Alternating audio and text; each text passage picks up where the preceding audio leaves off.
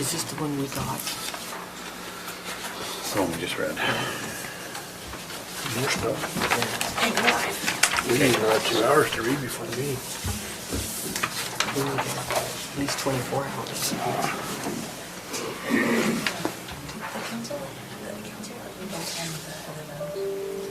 Heather Meadows? Yeah. Down there, buddy. It's the one in Peterson. Yeah, they denied, denied it. We're live, you guys ready? Right over here. All right, well, good evening, everyone. It's always great to see people come out for our Planning Commission meeting tonight. We're going to start with a word of prayer from Member Stevens, and then after that, if you would please rise and join us in the Pledge of Allegiance. Our dear Heavenly Father, as we begin this meeting this evening, we pray for Thy Spirit to be with us, to help us in our decisions, and to be able to be mindful of the citizens of Morgan. We're grateful for the opportunity to live here, grateful to be surrounded by good people. We pray that we always do the best to help one another. We're grateful for all Thou does. We say this in the name of Jesus Christ. Amen. Amen.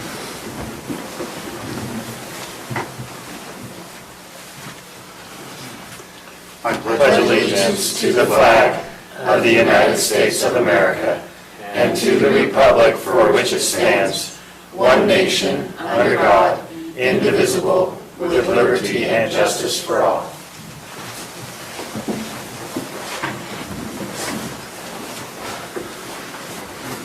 Okay, any questions on the agenda tonight? If not, we'll take a motion. So moved. Second. All those in favor of approving the agenda? Aye. Any conflicts of interest from anybody on the Planning Commission tonight for anything that's on the agenda? No, I do want to mention that I do live in Whisper Ridge. I don't have any conflict with anything that's on the agenda, but it's always nice to know, to let people know that I do live there. So, let's see. Okay, having said that, so tonight we have a public hearing for item number 6. We have a discussion for item number 7. We always kind of try and inform the public how these procedures work, because if you're not here every other week like we are, it can be a little bit weird procedurally. So what we do is we open up, we're about to open up some time for public comment.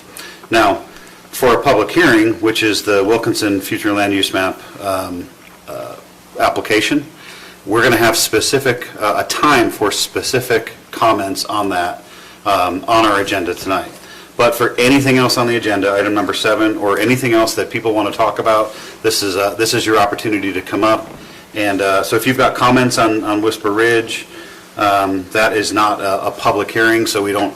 There's not a time during that discussion where we would give the public an opportunity to come up and have conversations. So if you want to talk about item number 6, you'll have an opportunity to do that. If you want to talk about Whisper Ridge or anything else on the agenda, we're going to open the floor for you to come up and talk to us now about that. We just ask that you state your name and where you're from for the record, please. Could you give us an idea how much time we can devote to this? Well, you know, if you've got an hour-long presentation, but if the room is packed, you've probably been to other meetings. If the room is packed, we try and limit it to 3 minutes or 10 minutes so that we can give everybody a chance. There's not that many people here, so we'll give you, I don't 3 know, minutes in total or 3 minutes per person? per person. Yeah. You're talking about for item number 6 for public hearing, or for anything else? Discussion of Whisper Ridge.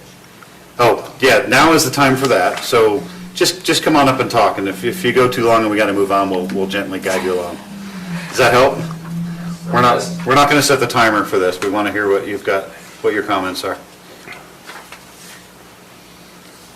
Is there a list, or can I start? You can start. You can start. Awesome.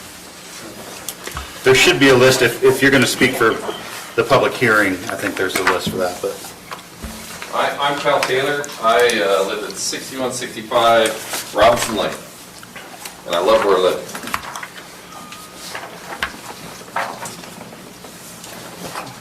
So I got some pretty pictures here. that I'll explain to you. I hope we got enough. You want one of those or not? You like? Yeah. So, I work in administration. I appreciate your roles and the stress and fun that goes into that. So I want to be totally clear so you don't have to kind of sift through what does Cal actually care about. We have a number of friends who would love to live in the second phase of Whisper Ridge, and we would love to see them there. So, You're not the applicant? no, Yeah, okay, yeah. Just clarifying, Chad. I wish there was. I don't have Craig's money. So we'd love to see it developed, but we need to address a concern at the outset here. So the pictures I got here for you are really just from Google Maps here. And they demonstrate a couple of things. They demonstrate the depth of the community, and they demonstrate sort of the general layout. So I'll kind of take you through them real quick. The number one concern I have is with the emergency ingress and egress access and easement, which is recorded on the western 30 feet of Phase 1 and the bottom, southwest corner of Phase 2. From my point of view, it is a 100% facade. I looked through some of the requirements we have. On June 10th, we passed the IFC, the 750-foot stub road and some other requirements that were published in there. I put a little snippet on the front page of this for you from that meeting where we unanimously approved these requirements. And what this essentially says in layman's terms, and someone can correct me if I'm wrong, is that if you've got a square of property that's 2 miles wide, 2 miles deep, you measure the diagonal distance of that, and that's the ideal distance between your emergency access points, right? If you'll go to the second page of this, the total depth from my ballpark of the old highway to the last lot and the last cul-de-sac at the top of Phase 2 is about 5,200 feet. It's a mile. The grade on that road is so steep, the school buses won't drive on it. I've harassed them about it a number of times, they won't come up it, right?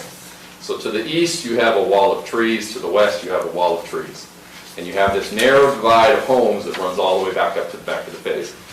So the proposal on the second page here, you can see that the secondary access is actually this yellow line that runs to the west of the houses.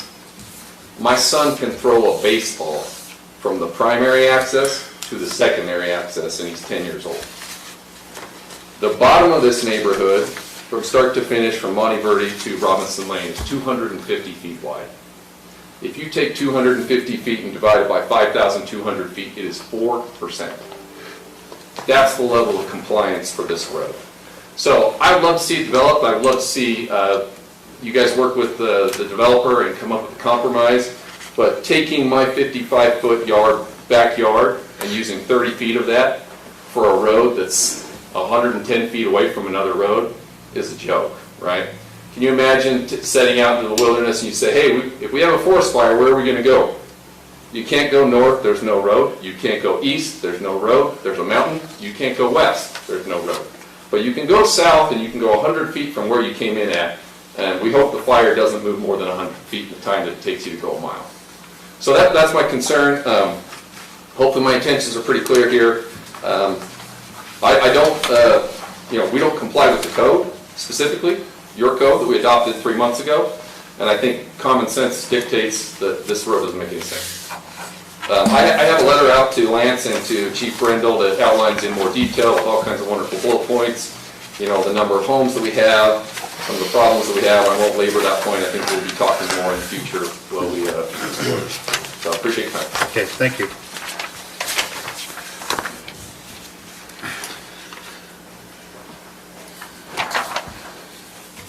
Just tack on a few remarks to what Cal said. He kind of covered the... Just your name, ma'am, for the record, sorry. My name's Kathy James. I live to the west of Whisper Ridge, so on 6300 West. So I'm a neighbor. And we moved in there 2008 and have seen multiple developers come through and try to do something with Phase 2.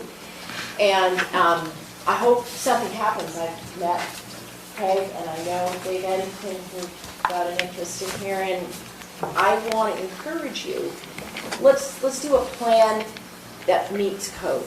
Cal just explained how it doesn't. Let's keep reworking this process of review so that we do get a plan that gives us a reliable and safe and meet code escape if there ever is a fire in Whisper Ridge. I mean, I'm hoping for the same thing. I've got the same problem, but I'm just a single house, so it's not your problem. But a subdivision is. So please, let's come up with a plan that actually meets the International Fire Code, and it is an urban wildlife, or no, can't never remember the term, but anyway, there's a lot of fuel up at the end of the second subdivision. And then another point that I wanted to just make a note of, the current proposal for the Heights doesn't adequately, in our opinion, deal with the stormwater that's going to be coming off and then basically flowing into the west side, which then goes down a very steep incline, and then about 100 feet or so later is Strawberry Creek. You know, right now it's a drought, it's hard to imagine, well, lots of rainfall, but, you know, in the wintertime when it's pouring, it's possible a 500-year storm if we don't have a better way of containing and retaining the stormwater that is coming off, not only of the proposed new subdivision, but it's also the same actually for the original subdivision. It could saturate the soil, it could slide, it could go into Strawberry Creek. You know, it might affect the houses. So improving the plan as to what to do with the stormwater on the proposal, I think is an important step that needs to be taken. I emailed some written notes to all of the Planning Commission members, and we want those, if possible, to be put into the written record of the public comments. So you can take a look. There was a note on utilities and also the traffic implications of the new subdivision. But anyway, I hope something can work out that meets code. Thank you. Thank you. Anyone else for public comment?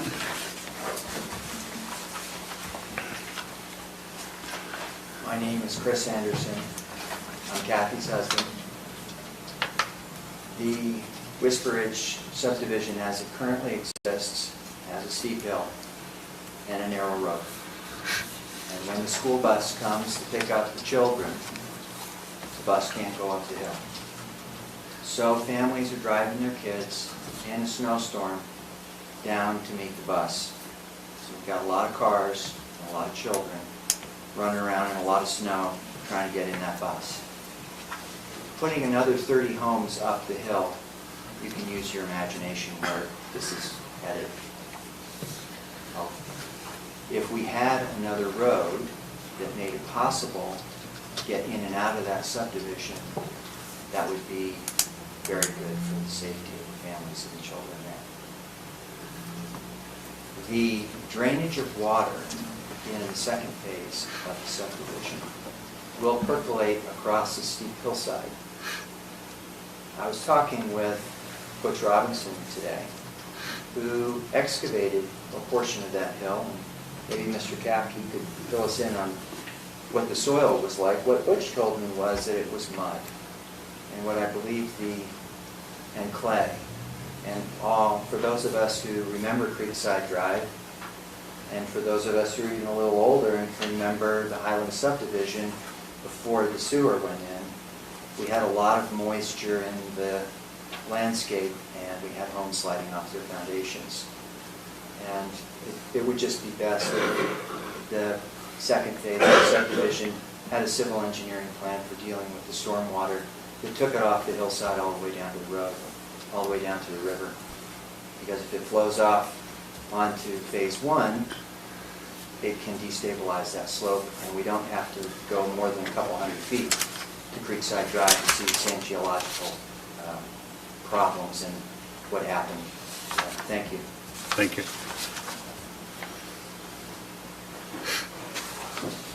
Guess I'm going to do this. I'm David Eddington. I live on Robinson Lane. I'm having a hard time with this. This was approved, what, 13, 14, 15 years ago with all these problems then, and it was approved.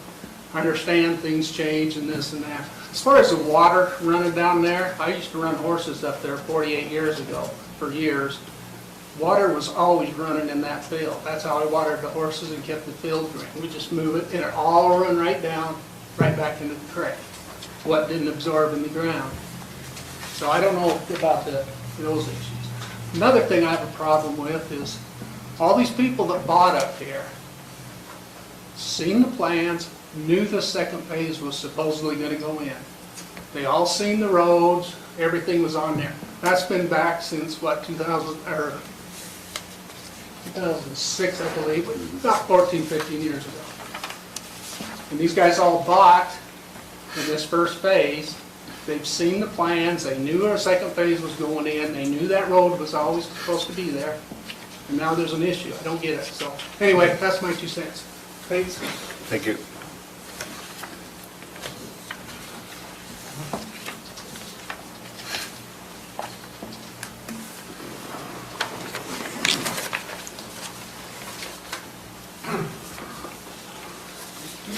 I'm the Roy Cap. I sold 26.15 acres in phase 2 back in '07. My concern is we have a irrigation water line coming in on the top end of this phase 2. It's low pressure pipe. It's what they call pit pipe. It only stands 50 pounds pressure, and it's going to run right through a lot of the lots, from what I understand. My concern is that this has got to be put into the road, so we can exchange easements from where it is now, the road, with pipe heavy enough to hold the traffic. Traffic running over this pit pipe will just mash and leak like back. That's it, the joints. I own some ground in South Weaver where there's an irrigation system that was put in 7 years ago with 160-pound pressure pipe, and it was required to put in heavier secondary water pipe where the road runs across it, on the fact that heavy traffic would match that pipe, especially when it's empty, no pressure in it. That's my concern, is getting that put in the roadway with heavier pipe. Thank you. Thank you, sir. Anyone else for public comment? No? Before we go out of public comment, I just want to clarify a point. Nobody, you guys aren't here all the time, so it's normal for us to have these conversations, but it's not normal for you guys. So I just want to kind of explain that when you tell us something, we're writing it down, and then during our discussion, we're going to try and get those questions answered. I don't want you to think that we're ignoring you here, but this forum is somewhat formal in our conversation, in that we won't have an opportunity for dialogue later. Hope that makes sense. But we write down your points and we'll address them. Whisper Ridge isn't next on the agenda, but there's a lot of notes up here, so we will try and explain where we are in the process and get the questions that you guys have asked answered to you through our discussion. So I appreciate your cooperation on that, and basically that means please don't shout out at us while we're trying to have a discussion. Just let us have the discussion and get through your questions, and we'll do our very best to get them all answered. Make sense? Fair? Awesome. Okay, so we're going to go out of public comment, and we're going to move on to item number 6 on our agenda, which is scheduled for a public hearing. So it's weird. We're going to go into an actual public hearing officially for this, but those are our laws.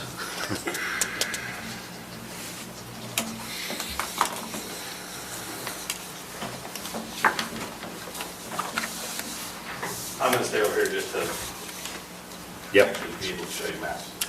So this is a proposal for a future land use map amendment and a rezone of this parcel that is 0.62 acres. It is at the corner of Garnet and Cotton Canyon Road. Let's see, just north of Old Highway. I think we're all familiar with this area. The current future land use map is that this area is is village low density residential, which is 2 acres per lot. I'm sorry. 2 lots per acre, so half-acre lots. The area north is public facility. Obviously, it's in the Rose Hill subdivision.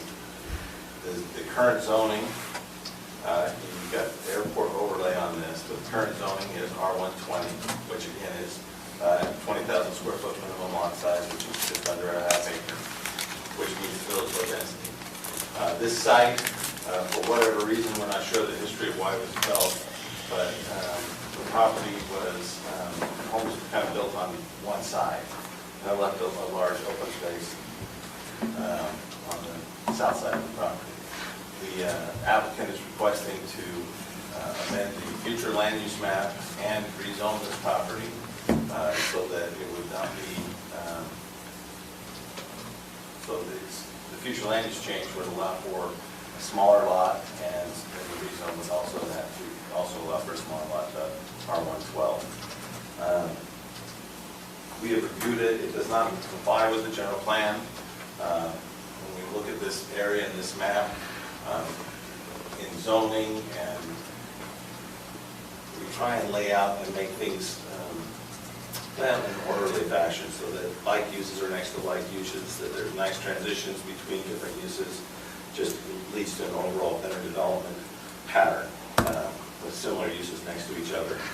That's really kind of the whole basis of zoning. When we start to, the staff is concerned, when we start to add in and put in small changes on one lot here, that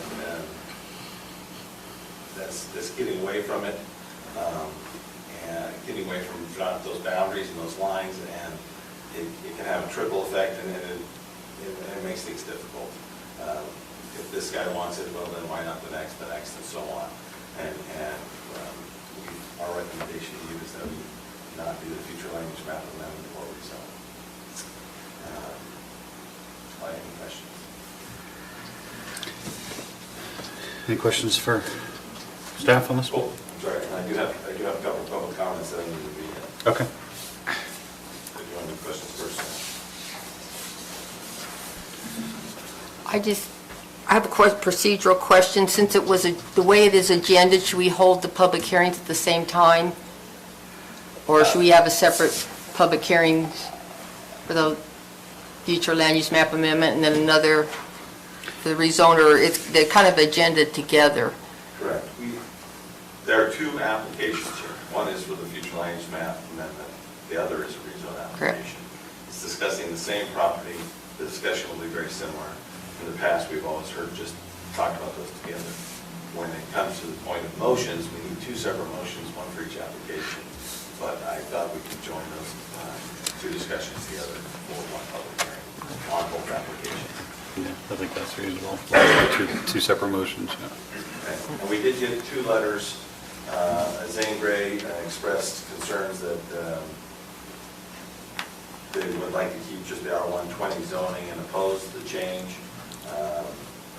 It needs to be, it basically says the density is too confining, if changed, would be too confining for the existing Rose Hill subdivision. And we recommend and request that you deny the rezoning. Markham Caldwell also expresses concerns and points out that this development would be spot zoning, and there would be a significant change to kind of what I've already said, that it would be a small change, and it's not common practice. We keep these lines and we follow them, so that we have that orderly development. He's posted a scattered pattern of development. Each each of these properties in the area should be treated equally. I'm just trying to summarize here. His second point is that there's a strong legal nexus or connection between land use planning and zoning. The ordinance is legally defensible to the extent that it's based on good analysis and study of desirable future land use. When something looks so fishy that no reasonable planning commission would perceive it as logical and desirable land use pattern, then the court may thus say it's spot zoning.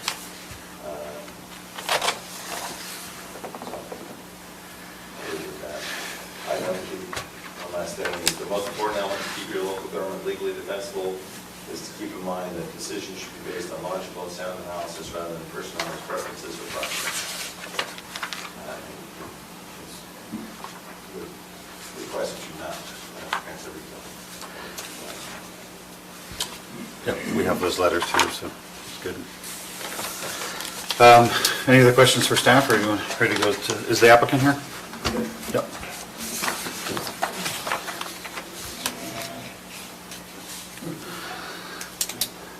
Normally when there's a public hearing, I just wanted to give you an opportunity to speak now. If we're going to go into public hearing, if the public has comments, you'll have an opportunity to come back and address those. Just want to let you know. Dane Wilkinson, grew up here. Other than a couple of years trying to get back here, I've been here my whole life. The reason my house is at the south side of that lot is because I was going to build a shop years ago. I built my house in '93. I actually helped my grandpa put the sewer and the water lines in down there so that I could get a bigger lot. We actually put the pond in the backyard of the one next to it because I helped him. He says, we'll change that, and I wanted to put a shop there. Interesting, Zane told me to my face that it was great that I was going to try and build a house there, so. And that was just a couple of days ago. The bottom line, guys, is everybody thinks it's a building lot already. Everybody that stops it, I thought it was a lot and you were just being stingy. I just really want to get one of my kids up here. My daughter's back here in the corner next to me. She can't afford a $450,000 lot like they're selling for Phase 7 up there. And I don't know if you guys are aware, they've even put a $100 and some odd thousand contingency on those lots that if they sell in the next 5 years, they have to pay Gardner that money. It's just not possible for my kids to come up here. We've done a little bit of research on there. Ryan, my son-in-law, has done some research. There's about 5 lots that would possibly have this, but none of them have the acreage that I've got. They're all right at just under a half an acre, and mine's at .62. I don't understand why it's a big deal, but I'm here to learn, and if there's something I can change, then I'll come back and we'll change something. I don't know. Most of my neighbors, except for apparently 2, thinks it's a great idea. I realize that you have to change zoning. I realize it's in the runway protection zone. Just so you know, I remember the last plane that crashed out here was in the 80s. And he landed over here. It hurt him, but it didn't kill him. There's houses at the other end as well that are going in by that water ski pond in the runway protection zone, going the other way. So I don't know. I hope that's not a hang-up, because we take off going uphill as well as downhill. 90% of the time we come downhill, but 10% we land. I fly. I teach down there once in a while when somebody gets to me. So, anything I missed, Ryan? Do you have any questions for me? It's I can tell you where the drain lines are. I can tell you everything about that subdivision because I helped put it in.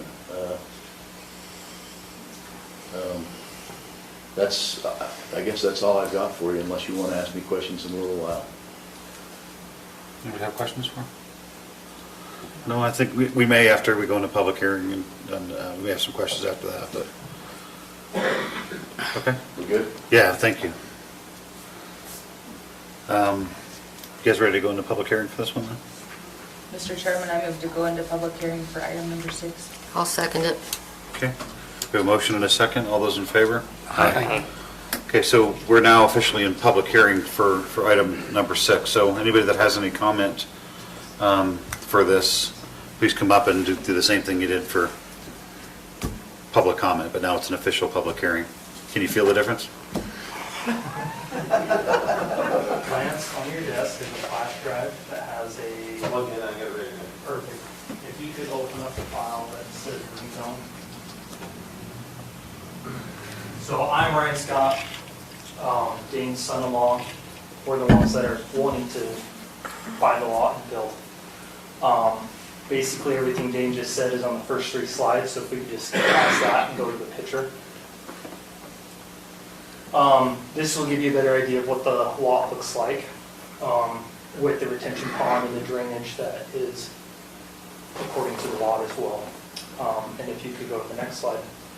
This gives you a better idea of what it looks like too. This line will need to be moved back a little bit because I learned afterwards for your setbacks. Thank you. Setbacks on the corner lot, 25 feet and then 25 feet on the side too. Which would still fall under the R112 zone.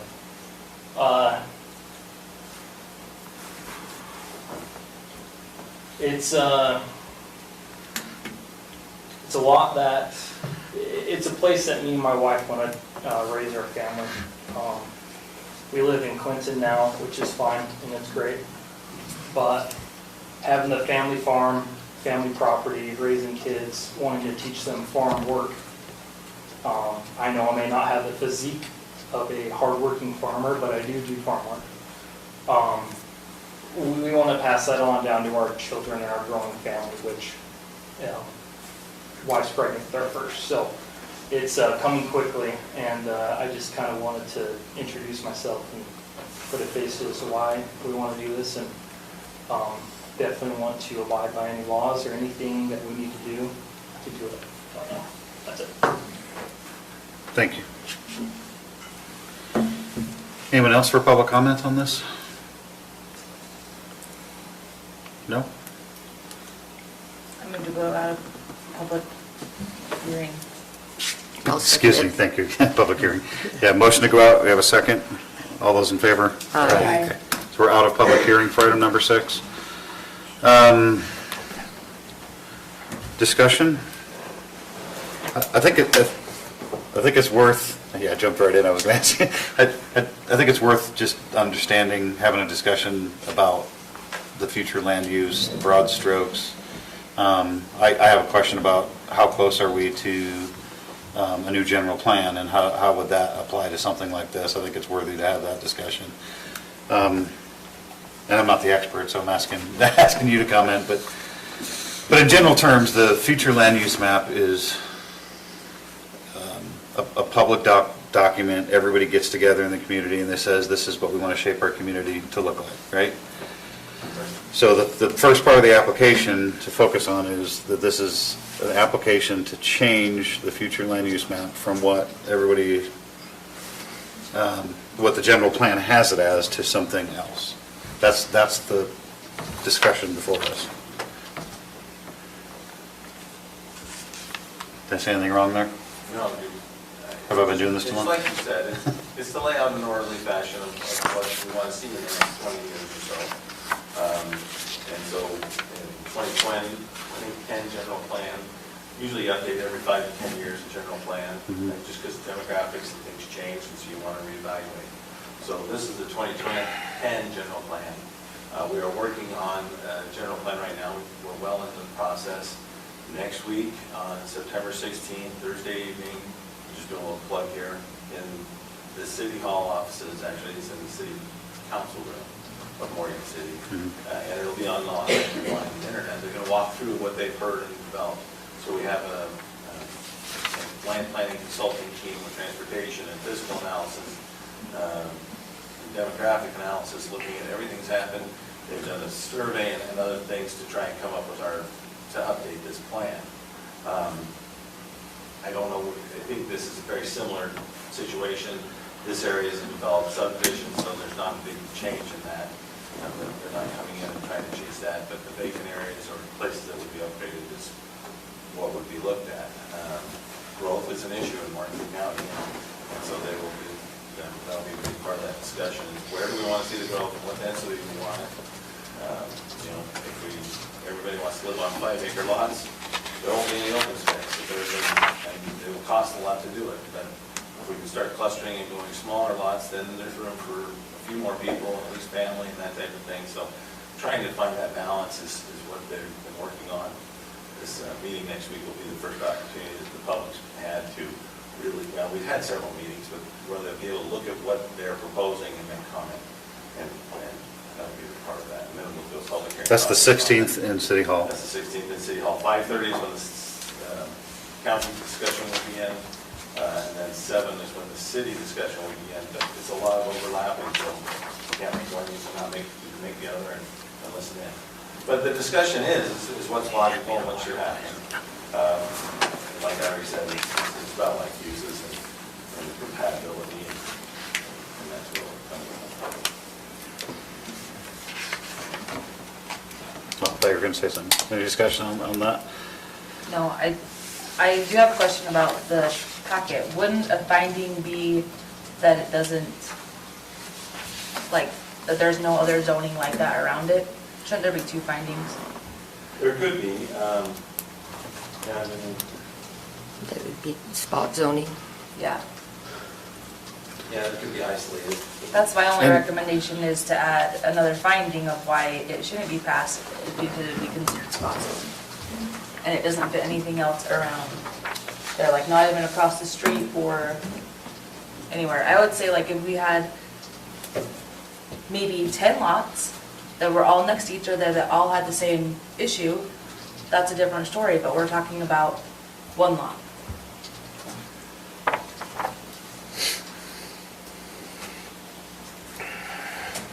Okay.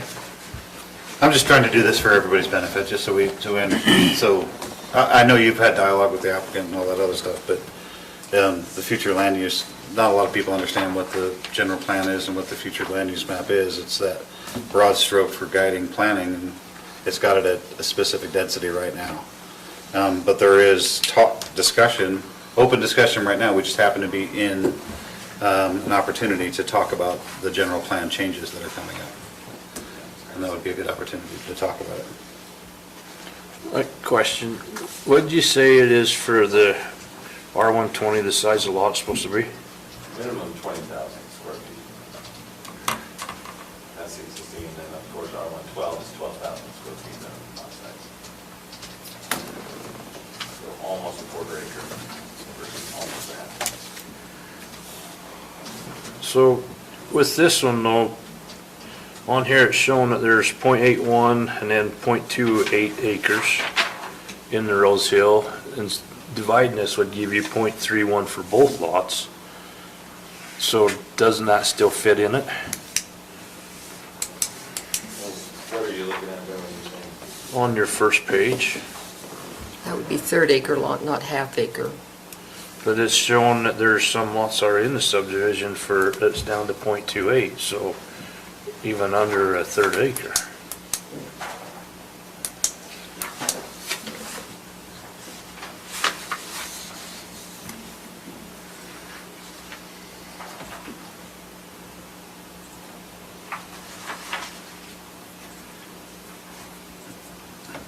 I'm not sure why there would be lots under I don't, that amount. Where are you seeing that? I don't, It's on the in the background. background. That's looking on the map. It's right at the very bottom of the page. Can we see the current zoning map of the area?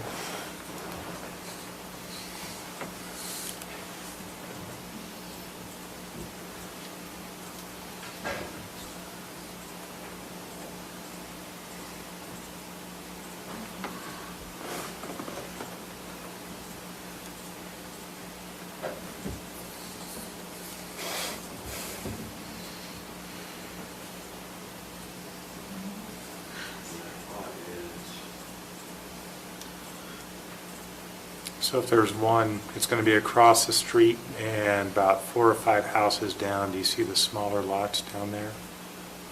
So north across the street? That's a different subdivision. Is that different? Subdivision, That's in yeah. it, oh, Is that a PRUD or? Yes, thank you. So this is the Mountain View PRUD, where they added open space and park area. In this application, it's talking about the Rose Hill subdivision, which That would be was the in- other side of the road. Yeah, so Rose Hill's all on this side. Yeah. They're half-acre lots, that was, Well, These should all be at least a half acre, whereas these got a little bit, because of a trail system and a little park area, they were allowed to go smaller. Right. Their zoning is the same, but they did a PUD, Right. RUD overlay. Yeah, but I'm just Well, but going in with this- what it says on this paper here. that's a, Under background? yeah, the last sentence. I think that's a mistake.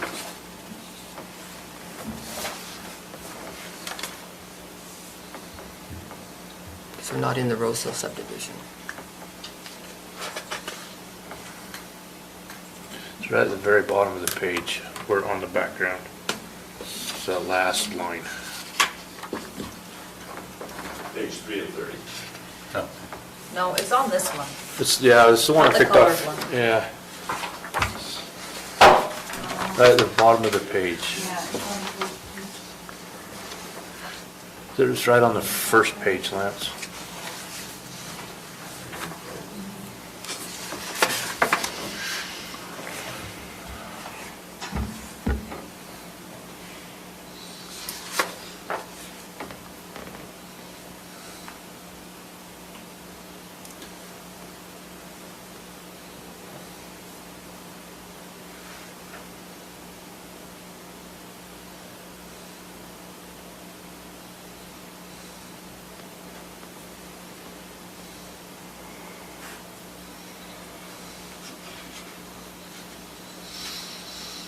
So, I'm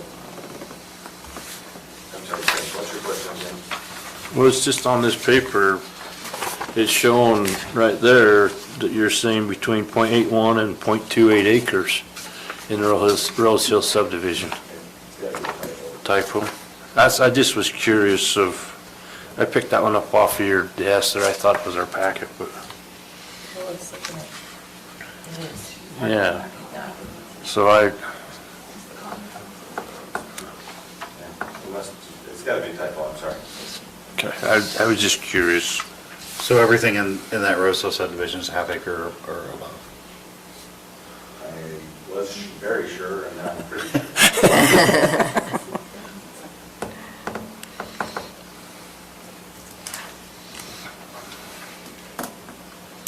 Well, you clicked on all the ones that were next to it, they were all .6 or greater. Does that answer your question? Shane? Yeah. Any other questions, discussion? Well, my concern is with the approach surface. We have the runway protection zone, which is different. The approach surface is far more restrictive, and our code even spells out under the approach surface that any rezone should receive an unfavorable recommendation if it's under the approach surface. What part of code are you looking? It's, Morgan County Code is 8-58H-4. It just says unfavorable rezoning, future petitions for rezoning that will not be favorably considered beneath the approach surfaces on both ends of the runway, starting at the runway ends, and then it describes exactly what the approach surface is.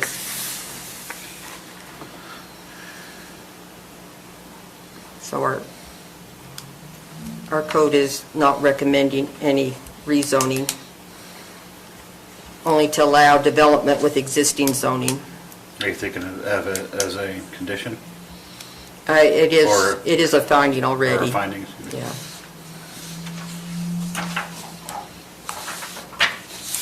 Okay. It is one of the findings.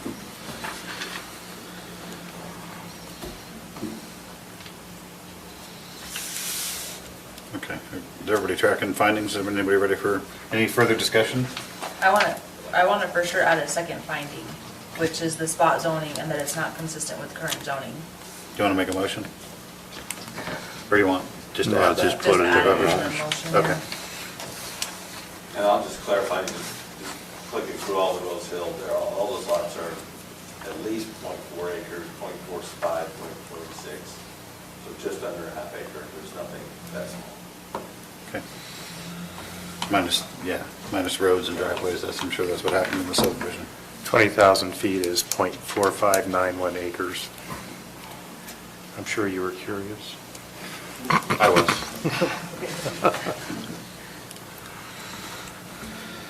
Okay, any other discussion? So, yeah. I struggle with this one. Okay, And the reason why I do, I know what code is, but sometimes it's the right thing to do. And so I'm struggling with it. I know that it don't meet what's there, but it almost seems like it's the right thing to do. And so how do you work that? what's the average zone, the average acreage of the lots in the subdivision just to the north? Can you zoom in a little bit? Well, the one thing says .30. I saw that too, so I was wondering. So, I mean, it's kind of the same as what's across the street. It's just those along that cottonwood where you would notice it more. Looks like .28 acres is a small slot across the street. That might be where that one number come from, Lance. Yeah, I saw that in the notes as well, but it wasn't in this one. Lots of .28 and actually, a little bit. That was a PRUD with open space. Right. Yeah, there is that.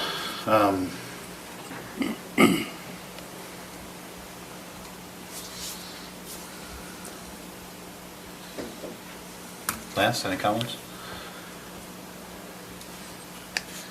What would it, so what is the overlying zone above it? Can you put the map that you had in the packet up there that shows this parcel?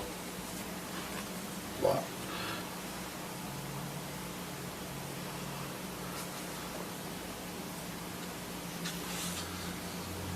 Zone. Go back to the zone one, please. So this is zone map. Oh, just put the overlay on top of it. Approach surface. Yeah. So that would be the only parcel zoned something different. That's the only planning thing. I know, that's what I We say. understand. Yeah, I'm trying to think through it too, as well.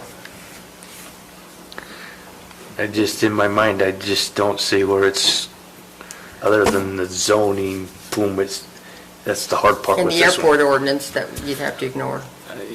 Yeah, with the airport ordinance is the other thing. I mean, if that house is gonna cause problems with the airport, we got more problems than that, so, Maybe we need to change the ordinance. well,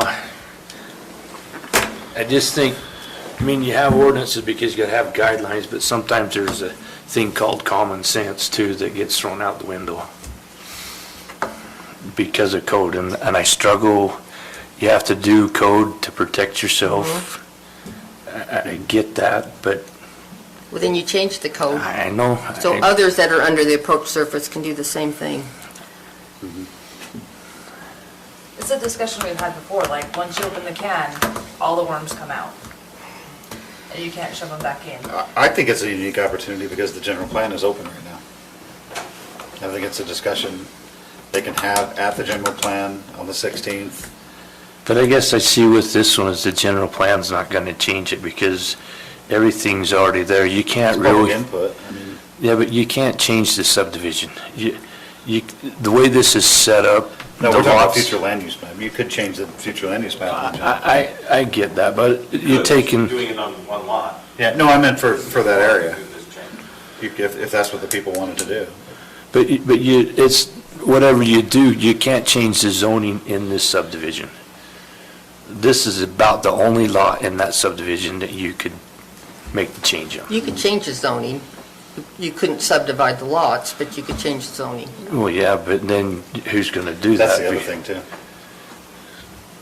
I mean, you're not gonna be able to put more houses in there. No, but even if you change the zoning, you'd have to go through the, you'd have to subdivide that parcel, right? So that'd be a small subdivision. Well, yeah. You'd have to split lot. There's no, I mean, But that's pretty easy, because that could just be done with staff, right? For 2 lot? No, come here. Oh, Still have to go through the process. which, you know. which may not make it through. The first hurdle is future land use. Second is the zoning has to. Right. Third is And then you subdivision. go through the subdivision process.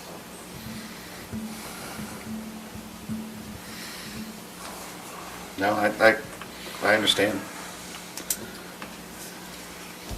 That's why we sit up here and try and struggle through this stuff. Try and apply the code to applications. Any comments on what Shane's talking about, or anything else? I'm like Shane, I struggle with this. I shouldn't let personalities get away. I really like the party that's involved in this, but I look at it and I'm thinking, I'm not kind of in Haley's court where if you do this, you're opening it up for a lot of other things.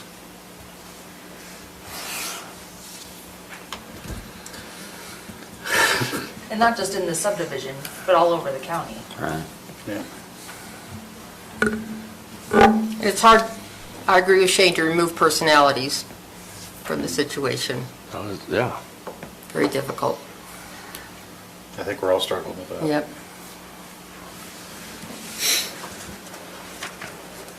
Well, we got to move on, so unless there's any further discussion, we'll take a motion and we can kind of go from there. And you want, Whoever wants to, if for the anybody's future ready. land use map first. Yeah, if anybody's ready for that, we can start with that process.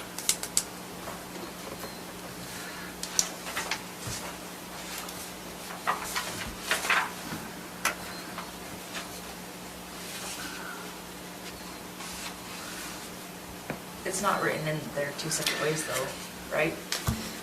There's only Yeah. one motion of that. Yeah, the packet, printed packet didn't get the new, Yeah, so you'll have to draft it.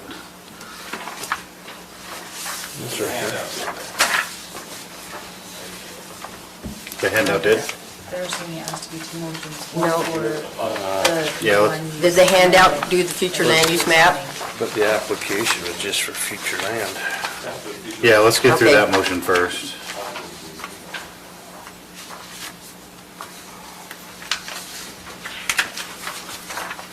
Or is it just the rezone? It only does the future land use map, but So is there application for the rezone or just for the future land? For both, we have to do 2 separate motions. We have to, the first thing we've been discussing is the future land use map amendment. That's the focus of the discussion. But do the findings go with the land use map or the zone? Probably Land use map. So I think both the the zone, same. depending upon how it works out, the zone would have a different finding. Mr. Chairman. And also, I thought we're making a decision, not a recommendation. In the packet, it says a decision. okay, so. It's a recommendation. It is, but Future land goes. we've had this, we'll have it during, One day. So, in the packet that was mailed out, the letter packet, there's the rezone, right? Application. With the motions on page 530 there that regarding the rezone map amendment.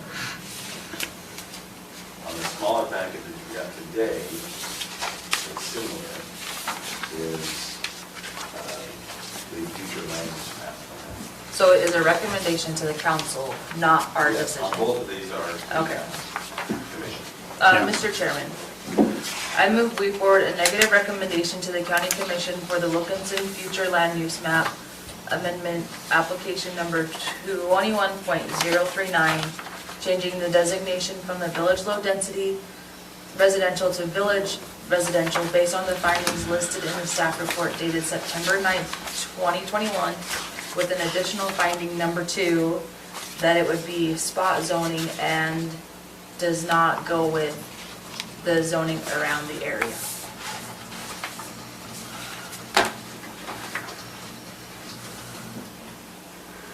do you get that, Bailey? All right, we have a motion. Do we have a second for that motion? A second. We have a second. Any further discussion on it? All those in favor of the motion? Aye. Any opposed? Aye.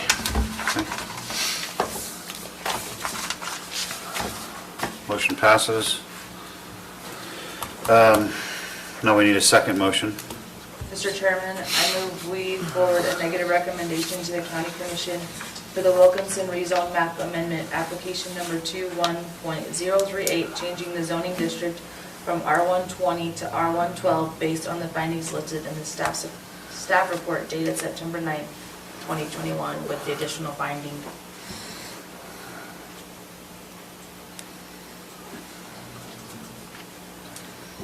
Do we have a second for that motion? I'll second it. Second. Any discussion? All those in favor? Aye. Any opposed? Aye. Okay, motion passes.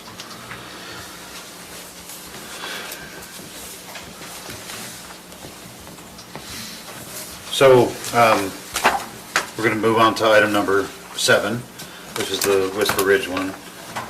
I just want to say again, that meeting on the 16th, I think is a good thing, and obviously this future land use map recommendation is going to go to the county commission in 4 weeks, 3 weeks, something like that.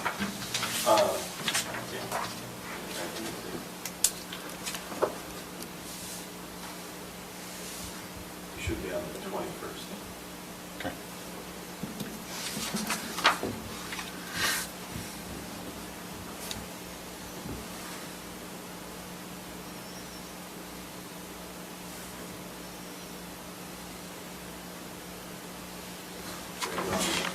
Yes, sorry. Item number 7.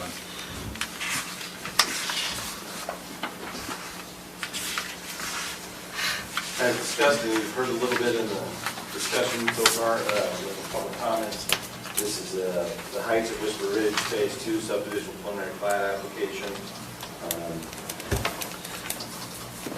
It's on the western side of the county, just north of the existing Whisper Ridge development, to the west of Highlands Subdivision, north of Old Highway Road with the county staff with county engineer and surveyor have reviewed this preliminary plat application for all the requirements of the subdivision ordinance and believe that it meets the requirements for subdivision approval. There are several conditions that are in the staff report, and we can talk more about the discussion that's come up, but a 30-foot access ingress easement is identified on parcel A with a connection to a 30-foot access ingress easement reported to Whisper Ridge Stone Canyon Phase 1 Period B. That the engineer's memo will be addressed, that the developer provide letters of compliance for the servicing water company and sewer district and Mountain Green Fire prior to the final plat application. There's more details that need to be worked out there, and they're all future paid. It's a 31-lot subdivision. Whisper Ridge was originally platted for as a development agreement with 2 phases. This second phase up here to the north was, I believe, I want to say 51 lots, was entitled with that development agreement. Several people, over the years, developers have come and gone numerous times, looking at this property, trying to move forward on the development. The applicant has spent significant time and resources doing a lot of geologic studies in this area. We've updated our geologic code to address these issues. And it's actually more strict than when the development was approved. Those studies all came back and showed some areas that were required that need to be that will need to be mitigated and not built on. This is the northern section of the plat, and you can see this whole area here is a slide area. That was originally, there was supposed to be, in the original concept plan, was a loop road that had in the center of it two lots wide with the loop road, and went further up and got into this area here. The applicant has reduced that area. Each of these lots has been looked at, and each of them will have building areas that do not go into that area. And an important part of the geologic hazards ordinance update that we did was, when we plat lots now, they're not restricted, and hey, you go figure that out later. These all have buildable places you can put a house on. We don't need to go that any further. And that will be part of, if the subdivision was approved, during the construction phase, those sites will be prepped and you'll have a buildable area on each lot, which is significant step forward for Morgan County. Not that we were horrible before, but we definitely know that there's places that we can build on these lots. You can see also that how much the subdivision has narrowed up. This would have been much wider and development down on both sides. The developer, the applicant, there's kind of a ridge here and a steep slope, so it's a difficult issue. So rather than take a road that loops down and pushes lots further to the edge, they're going to leave this area open and not developed. There's a no-build line on both sides of these subdivisions, so that they cannot build above this elevated line or below this line. The homes will have to be located relatively close to the street. You don't see any of the hammerheads or difficult issues really comes out of snow removal that we have in this Ridge Phase 1. Those have been removed. There's less loss because of that, but those really were very difficult to maintain and service. So there's some significant improvements from the concept plan.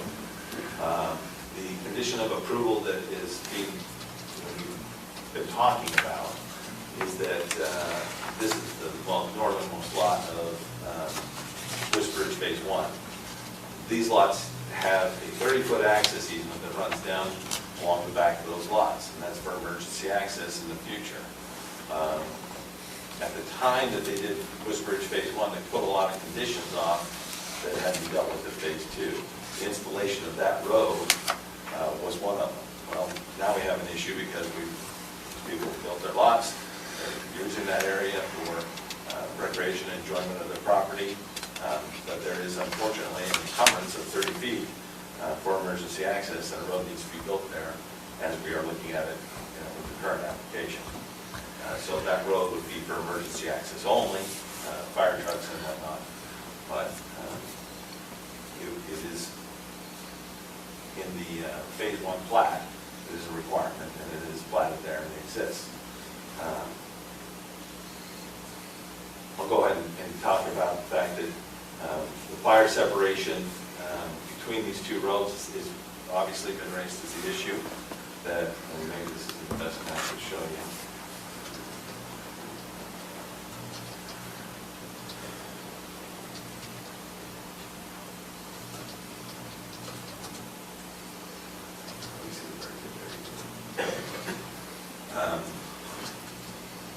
The Robinson Lane that exists, that would be the principal road coming out of Phase 2, is just a short distance from, it's just one lot length away. Most of these lots are 120, 130, 140 feet wide. So there's, I think the narrowest point I measured was 150 feet between Robinson Lane and that easement. So it's not a very wide spot, and it has created some issues. Before I go into all that, it does comply with most of the subdivision ordinance.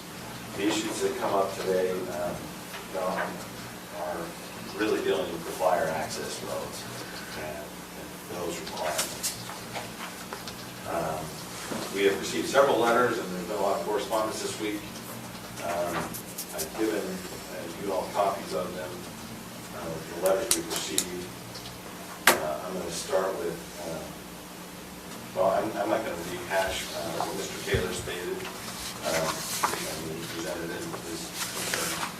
So we did receive an in-depth letter with several points on that. We also received a letter from Captain James. It's the one that says fire danger code requirements. Didn't have a title on it. I'd like to put that on there. And brings up the fire access issue and that issue and discussions. Also, there's a concern raised about utilities and whether or not there's sufficient water and other utilities for the property. They have met all the code requirements. We have a letter from the Highland Water Company that states that they do have the ability and the water rights at this time to deal with and provide that water service. There's also a concern of additional traffic that is not being looked at. These 30, in this subdivision application, they did not require a traffic study. Its impact relative to the whole area and the traffic issues on Old Highway Road would not fall to this property specifically, although obviously additional traffic is not something we want. The other element of significance is drainage, and that will be dealt with and handled as the construction drawings. They'll look at that and develop the proper storm drainage system for these lots to drain the water down, not across the canyon as concerned. Or into their sewer. Or into their sewer. And all very legitimate issues that we would address as we go forward. There's also a concern about slope stability. As I previously stated, there was extensive geologic work done. All that will have that's why this subdivision is designed the way it is, and those issues should have been addressed. They'll be double checked in with the construction drawings should this get approved. On the fire access, we've had some correspondence with Chief Brian Rendell, and he is responding to Mr. Taylor and also Craig North, the developer. And in short, he agrees that there are issues, but it is also complicated by we have existing development and existing roads that he believes provide some opportunity for mitigation. He brings up the fact that if these homes, one, were fire sprinkled, then this secondary access requirement could go away. Did he say that, or did he say it could only be one way?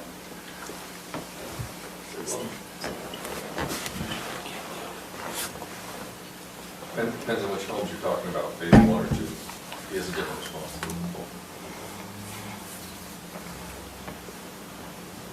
The statement here is, while we cannot do much to fix the short distance apart, lack of remoteness of the two access points on Old Highway Road in order to perform the 2009 IFC for the emergency secondary access, other than the very remote future connections possibilities for Spring Mountain Ranch, which would be a development, subdivision development that's out there and being worked on to the north. So a larger road network might come in someday. There's definitely work being done on that. But we can address the fire sprinklers. We can address with fire sprinklers the need for a true fire apparatus access road from phase 2. The two-way access requirement is negated by fire sprinkler installation in all dwellings. Strict requirements exist in the International Fire Code regarding distance apart,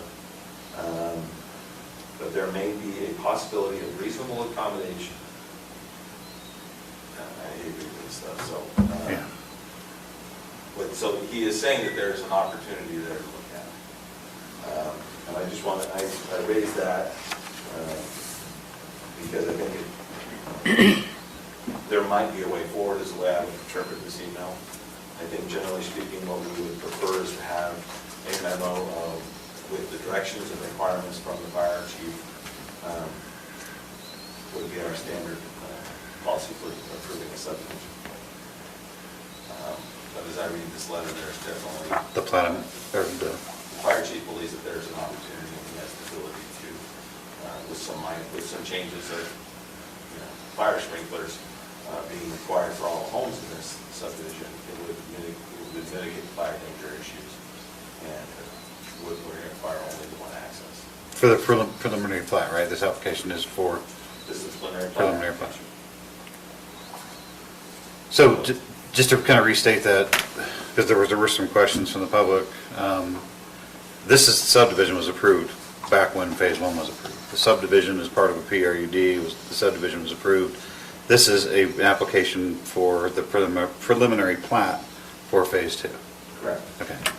It's just, it gets confusing because it's not a reapplication for the subdivision. The subdivision's already been approved, that whole process has been approved, there's a development agreement for it.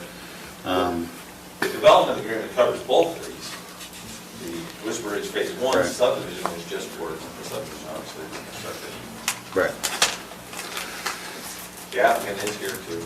Yeah, we'll definitely get to that. But, so we,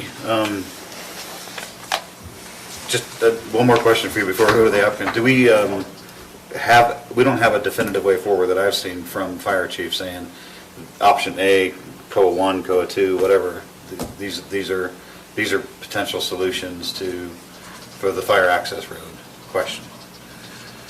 Correct. I believe we have, I would interpret his letter as there's a conceptual way forward. Maybe there are some details that are need to be ironed out. Okay. Any questions for staff now?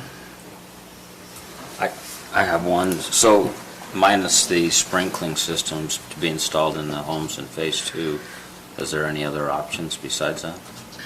Besides the road? Well, in the way the International Fire Code reads is more than 30 homes or lots requires a secondary access.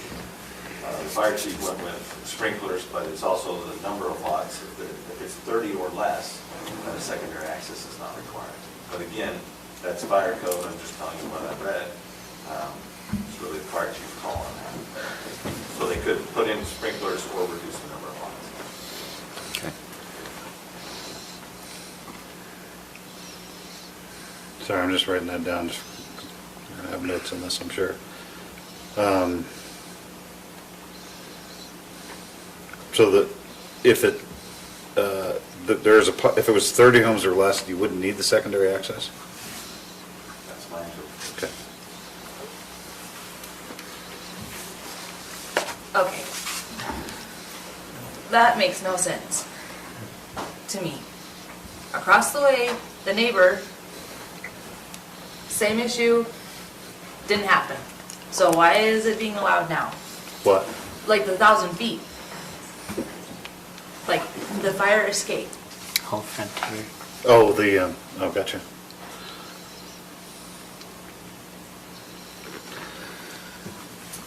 Well, I guess one thing is this is an approved subdivision with a PRUD. I mean, that's one difference. That was an application.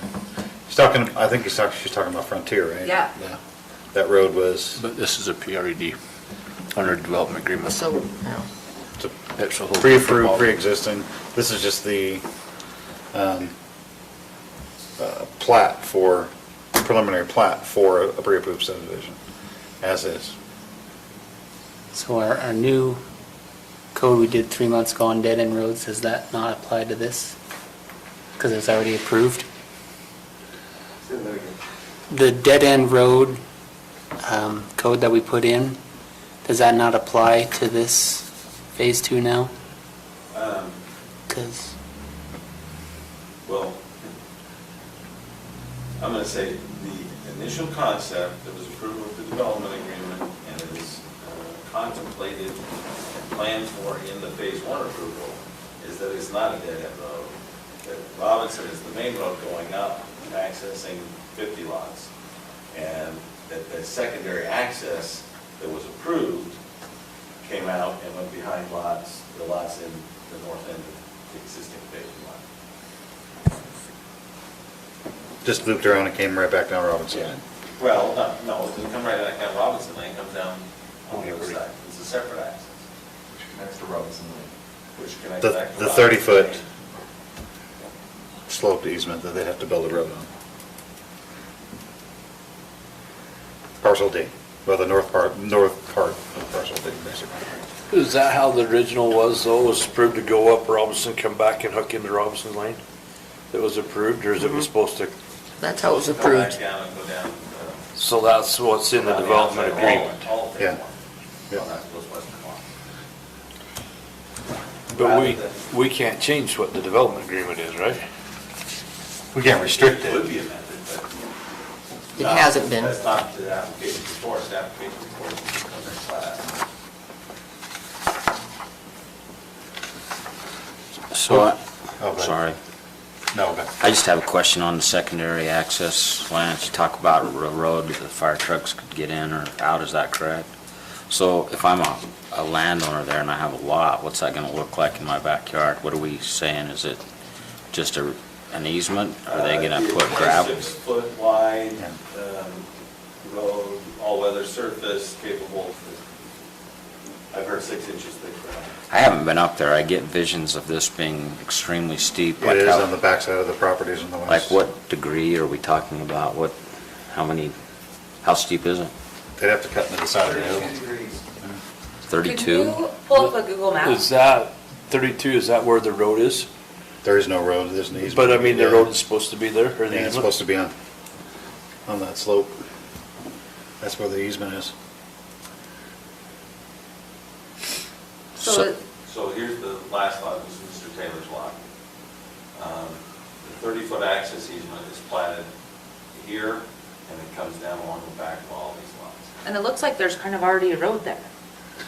Well, It's really sloped, it's deceiving.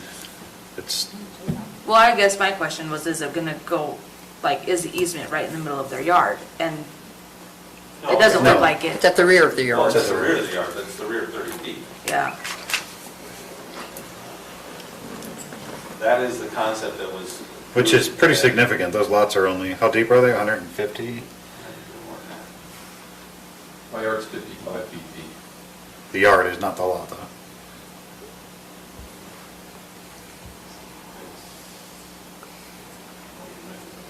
So is that a viable option to have a road going down there with that steep of a slope on it?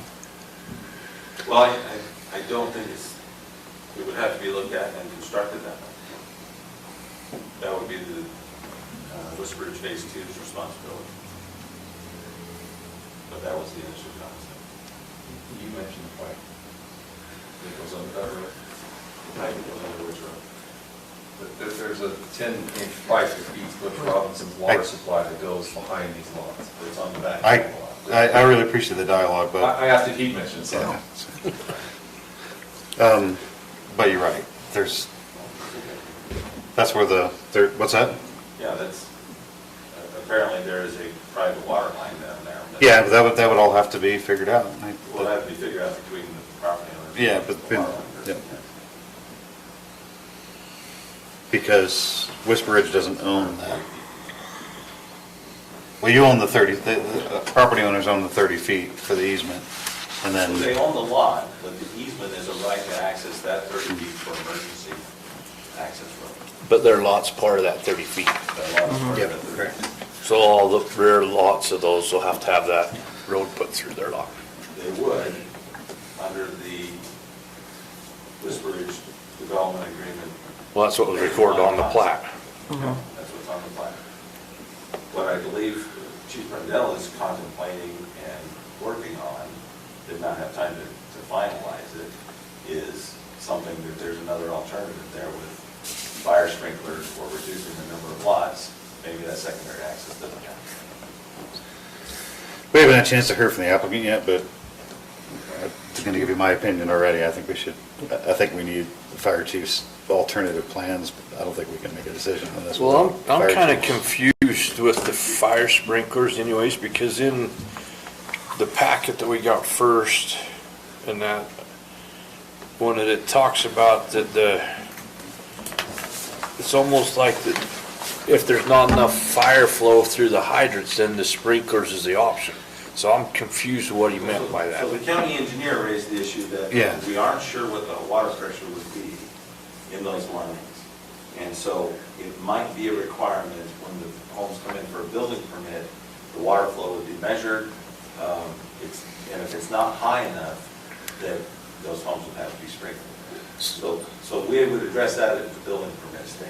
So I guess we're looking at two different issues then with fire sprinklers. One is because of not an access, and one's because we might have fire flow with the hydrant. correct? Yeah, that could be a plat note or, What Chief Rendell is saying is put a plat note on the phase 2, or on the heights, excuse me, that says fire sprinklers will be required in every home. End of story. and that would, Without that plat note, we would look at each home individually and, you know, if you built next year and the water pressure wasn't high enough yet, you'd have to sprinkle that house as part of your development or your building permit. it reduces the requirement for the flow rate on the. And it would be a case-by-case basis. Fire ratings. Or we could put a plat note on there that says it shall be required, period. And then it's not even, it doesn't matter what's in the hydrants. There's hydrants and sprinklers, that's the fire. And an overlapping issue with that is, fire chief is also saying that if it's sprinkled, it might reduce the requirements for the egress road, fire egress road. So there's kind of two different discussions. Yeah, that's, May, but we don't have, that's my point is we don't, well, I Nothing think, definite. we don't have anything definite as to what the alternatives are. yeah, I think we got bombarded with a whole bunch of information that we weren't ready for tonight. Yeah, that's what I think too, but I think we should still give the applicant a chance to talk and. Yeah, I agree. But I mean, I think we should look at this, get a better read from the fire chief, postpone it. Of course, you guys got your own, we'll have that discussion.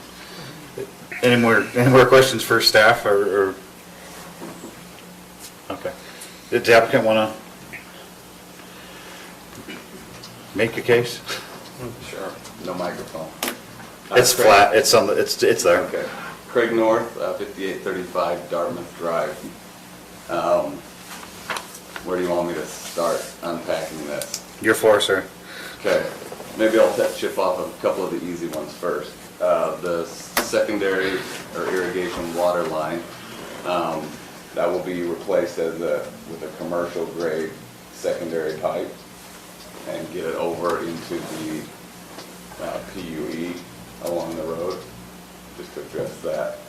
And I've been in talks with Butch Robinson on pipe spec and all of that, so that's an easy one to chip off there. The grade on that, I feel like there might have been some confusion of asking about the grade on that Road. easement. So there's two grades. There's the grade as you go down the hill, but there's the grade falling off the cliff. Right. So as you go down the hill, it's traversable. Obviously, cutting down the cliff is not. So I feel like that might have got misconstrued a little bit there. I've had, I guess we'll just dive into that part of it. I've had multiple conversations with Chief Brindell over the last couple days, and my last phone call at about 5:45 was, I apologize, I wasn't clear enough in my email.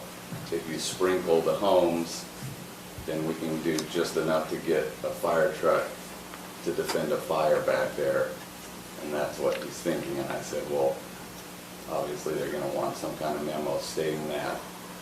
He said if they'll add that as a condition. So that would be my approach for that, is if that could be a condition of approval, that could be considered. As a whole, it meets all the standards of the development agreement and the subdivision ordinance. And obviously, the construction of that access has to meet his standard, whether it is lessened because we can sprinkler all the homes or not. I think I skipped about 6 other issues in there, if you have a list. No, I think we already addressed stormwater, but Storm- that's yeah. going to be a condition. Yes. Or that's a part of the That's process. kind of pending the preliminary plat layout. I have those calculations about halfway done, my engineer does. There's 2 open spaces for retention, and we just need to know what the layout is going to look like before we move forward to finalize those. It's a requirement. I mean, yeah. I think that's all they're asking. Oh, yeah, obviously.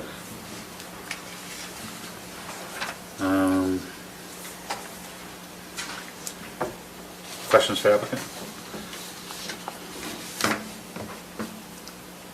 No? He answered.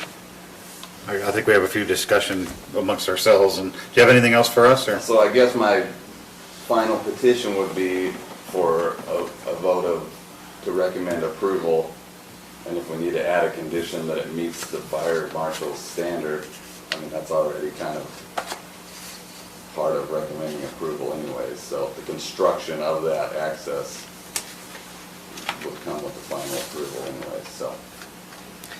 So I'm curious, because I'm probably not smart enough to figure it out. Is the chief suggesting that you create an access in addition to requiring sprinkling systems in those homes? Or just one or the other? I'm confused about that too.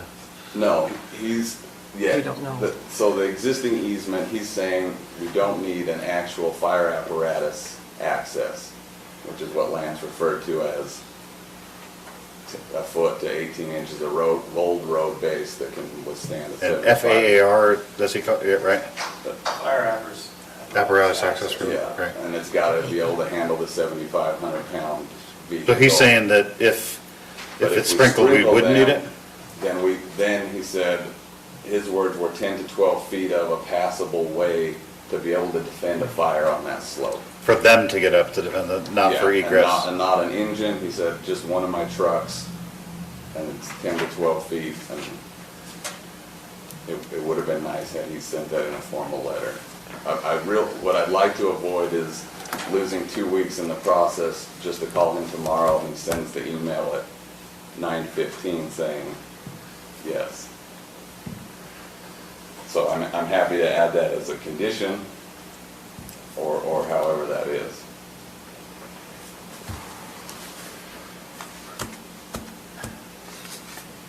It's up to you. I'll just say, this does go to the county commission after your recommendation, one way or the other. I guess I would have liked to have all this worked out before we saw it with the fire chief. I agree, I think it's too much. I don't know for sure what we're approving without a memo from the fire chief saying specifically this. Well, the construction of that access road isn't really part of the preliminary plat, I guess, so that's the hard part I have. I mean, that would come with the construction drawings, whether it's a 10-foot passable way that he's approved, or it's a 30-foot wide freeway. Either way, that isn't part of the preliminary plat approval.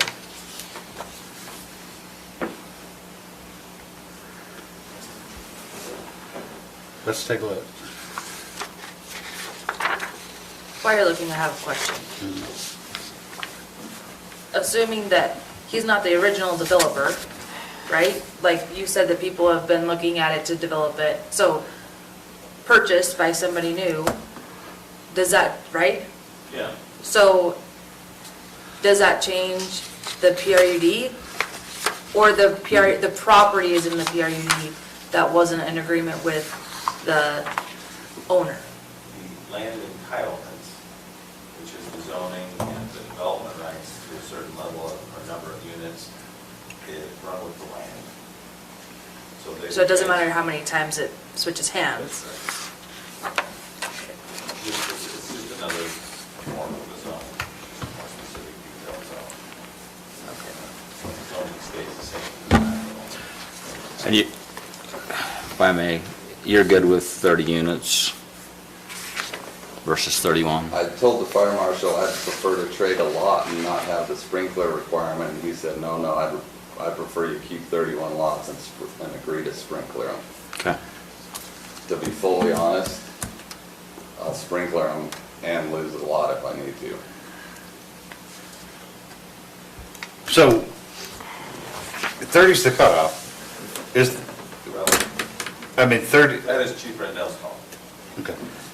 I thought that was the fire code, or some, One of the Subdivision. conditions. It's his code. The interpreter of the fire code, he is the fire code Okay. official.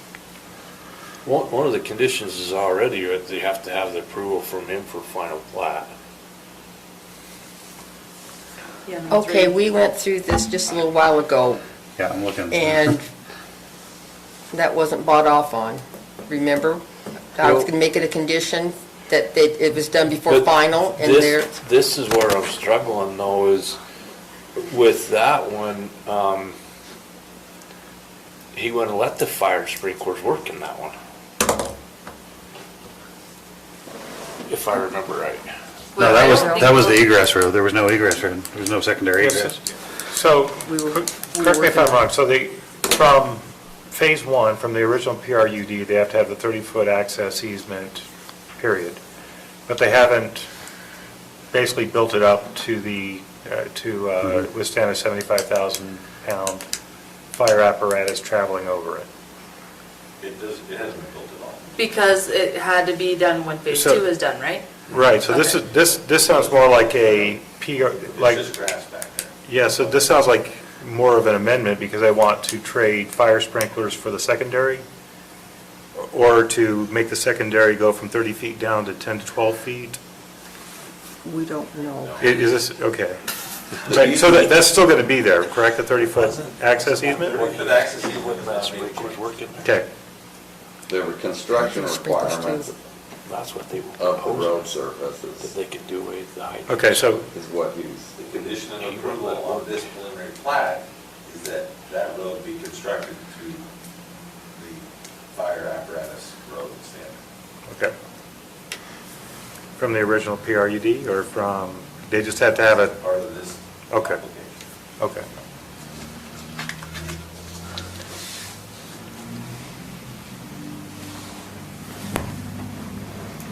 I thought that was from the original PRUD, though. They just had to have a 30-foot access easement, but not built up. The original plat is,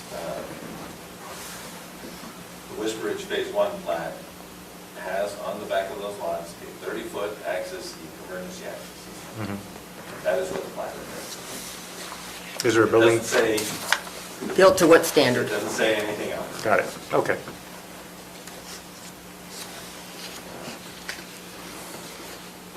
Yeah, so I guess the difference, Shane, is that that was a new subdivision application, whereas this is preliminary plat for an existing approved subdivision. So that one, we were looking for secondary access. There was no secondary access for the proposed subdivision. Because they didn't have fire hydrants. No, it's secondary Just access. secondary access. Remember, because it was blocked? I think we're talking two different things. You're talking the one down in Peterson? Yeah, Heather. No, I was talking about Frontier Estates. Oh, yeah, we were talking about I'm Frontier not talking about State. Frontier Okay. Estates. No, Peterson was, that was an issue with water Yeah, connectivity. yeah, that's But they different. they wouldn't let the homes go, because that's what they was proposing with sprinklers. Yeah, but they're in a district and they're. hooked They're in a up to water Highlands district, Water. too. And if you're in a water district, you're supposed to hook up to a hydrant, not sprinklers. No, you have There'll to- be hydrants here. Yeah, Well, they'll be but yeah. Heather Meadows. Yeah. It's- Heather Meadows is in a fire district too, and but they're not hooked up to Peterson.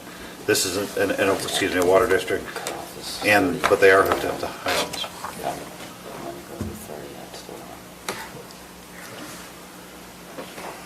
All right, So it sounds like we're still not sure what's going on. No, we're confused.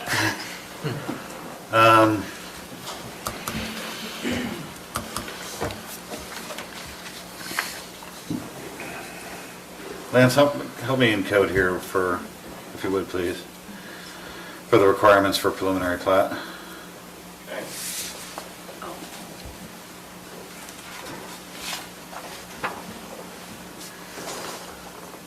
Okay. I think it is 8/12/64, right?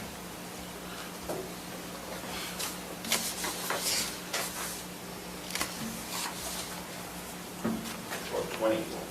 12/24. What's your question?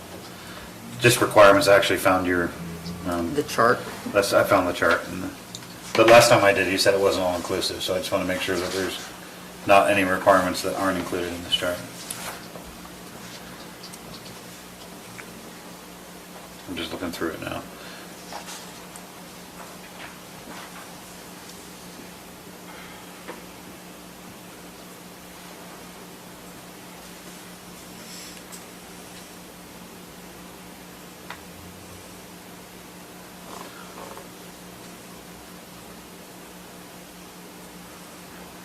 So there should be a grading and drainage plan at preliminary. And it was submitted. Okay.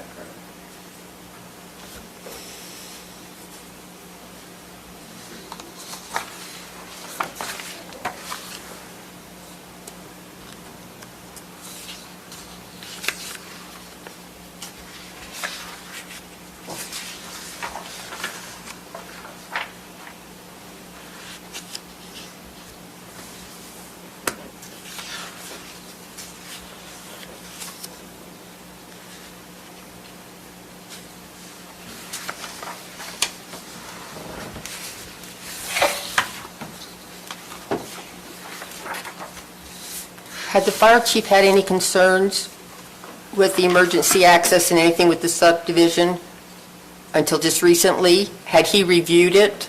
Yeah, we had had a couple different meetings where we talked about this access road, I'll just show you on this map, that with the improvement of the 30-foot access easement coming down and coming out of Whisper Ridge Court here, so it would just come behind these lots and go out.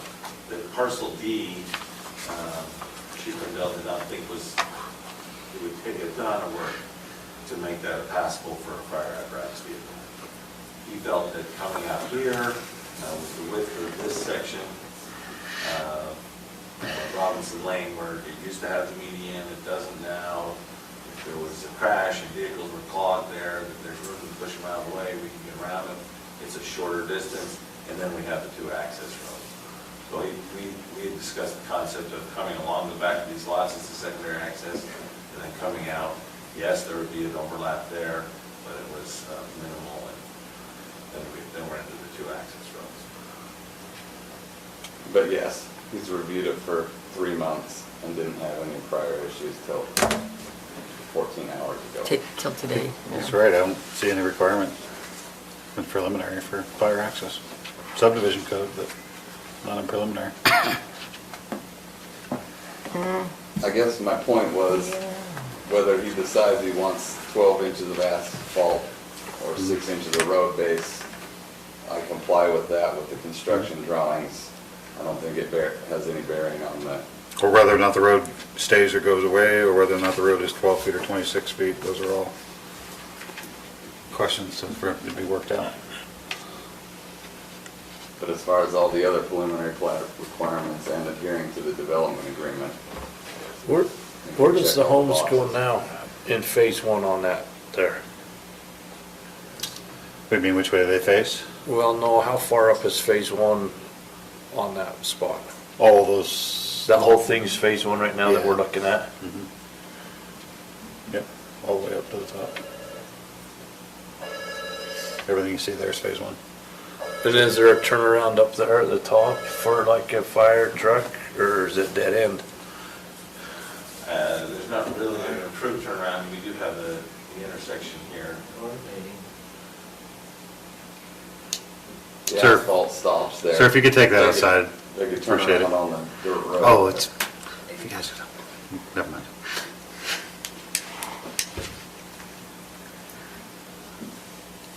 And that was the other thing he brought up, was since there is in the new phase, the loop where he can get a truck up and around, plus the standard size cul-de-sac at the very top, give him 2 opportunities to turn around.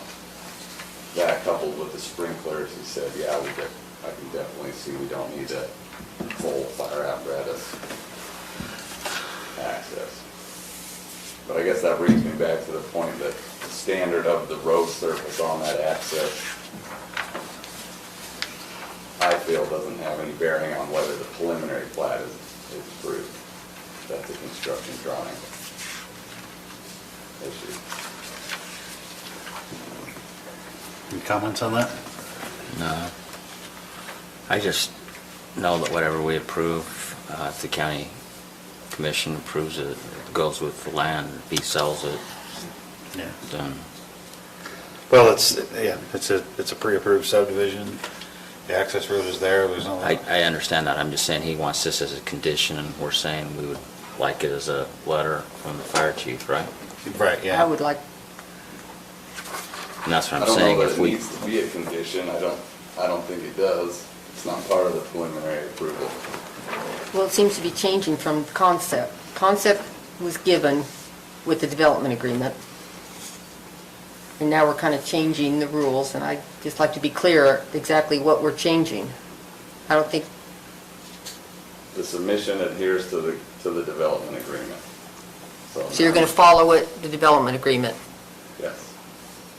And if Chief Rendell would like to. Well, see, there we go. You say, but if the chief changes his mind. The development agreement doesn't say how thick the road base needs to be, so if he wants to adjust that.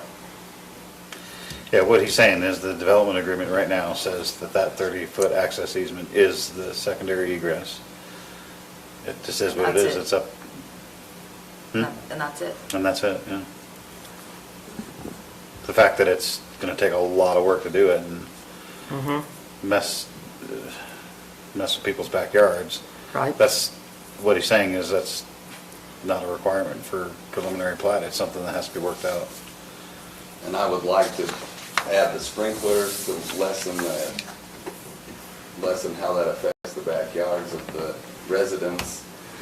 And we can go through that in the construction drawing process to make sure that and get that in the best case scenario for everyone. I just don't feel that that's part of the preliminary plat.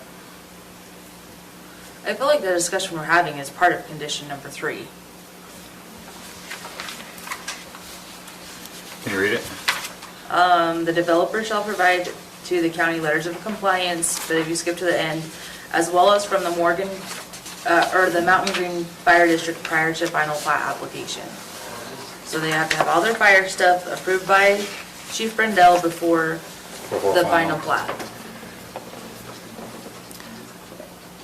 Any comments from staff? Guidance? You know, it's a tough balance between, we want to be thorough, we want to know what's going on, and, you know, there's a lot of stuff to check off and make sure it's done correctly. We have several opportunities with this preliminary plat. After your meeting, if you have a condition of approval, you could say prior to the county commissioner. You know, that whatever your concern is taking place. The applicant has expressed that we could easily add a condition that the home shall be sprinkled. Well, that takes the fire danger down significantly. Not doesn't eliminate it, but it helps a lot, and it is a significant requirement. So we have some elements that we could do, and we could finalize prior to, one, when it goes to the county commission, second, before the final plat comes in. Will this come back for final to us? We don't see the final unless it says it in the development agreement, and I don't. Sometimes, It says public subdivision, county subdivision. So after this, everything then rests with the county? county commission.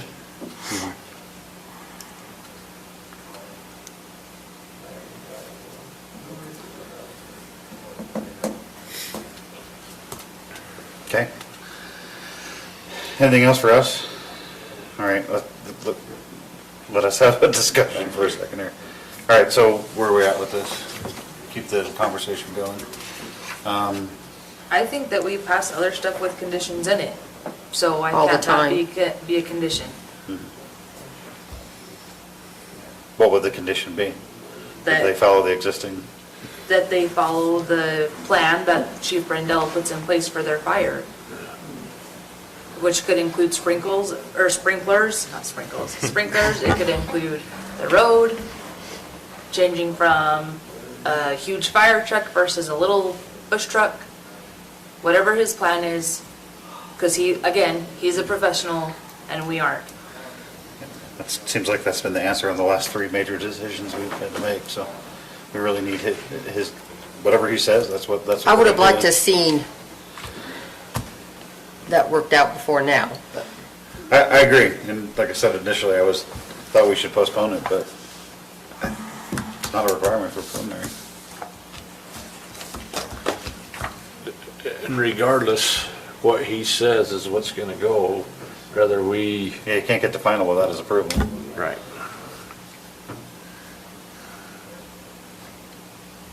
I'm good with that too.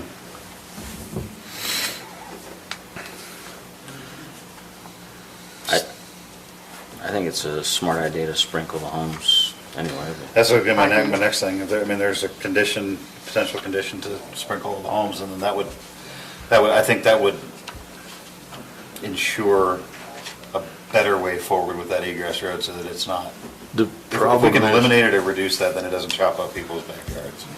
But that's then the fire chief's call, not ours. Yeah, but he's already indicated that that's. A possibility. Do we dictate He to him? hasn't come out and said that they have to. And there's nothing we can do. He's gonna continue to work with the applicant. I just think you can't put the condition in there that they have to sprinkle the homes. Or we can put a recommendation to the county commission that they require it. The county commission. Yeah, that would be our require it. condition. Our recommendation would be with the condition that all the homes require sprinklers. You can impose that condition, Yeah. especially since the applicant said they wanted to do it. Mm-hmm. So, I mean, imposing that condition doesn't say you're saying anything other than we feel there's an elevated fire risk in this area, we want that.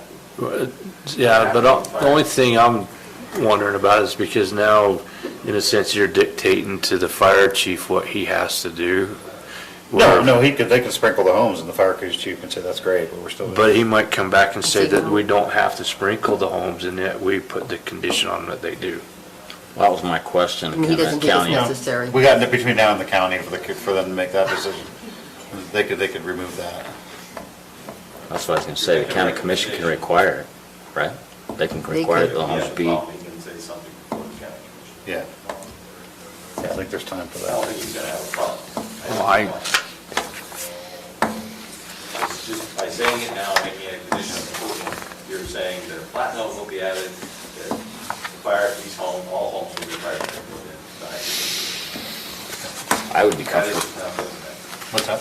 I just said I would be comfortable with that. The commission can Yeah, they can eliminate it if they can want, delete it, but or- at least I feel like my due diligence is done if I So it recommend wouldn't be a condition, it would just be, and we recommend, No. right? There would be Well, a they can make condition. a condition. They can just override us. Yeah, they can. Scratch it. They could scratch it or they could add to it. Part of this is procedural, part of this is just safety. Yeah. I think sprinkling the homes it's a good safety thing up there, but it's pretty far up there. Like someone said, there's a lot of fuel right behind it. It's just right up against it. but- All right. Anybody ready to make a motion? Do we have enough information?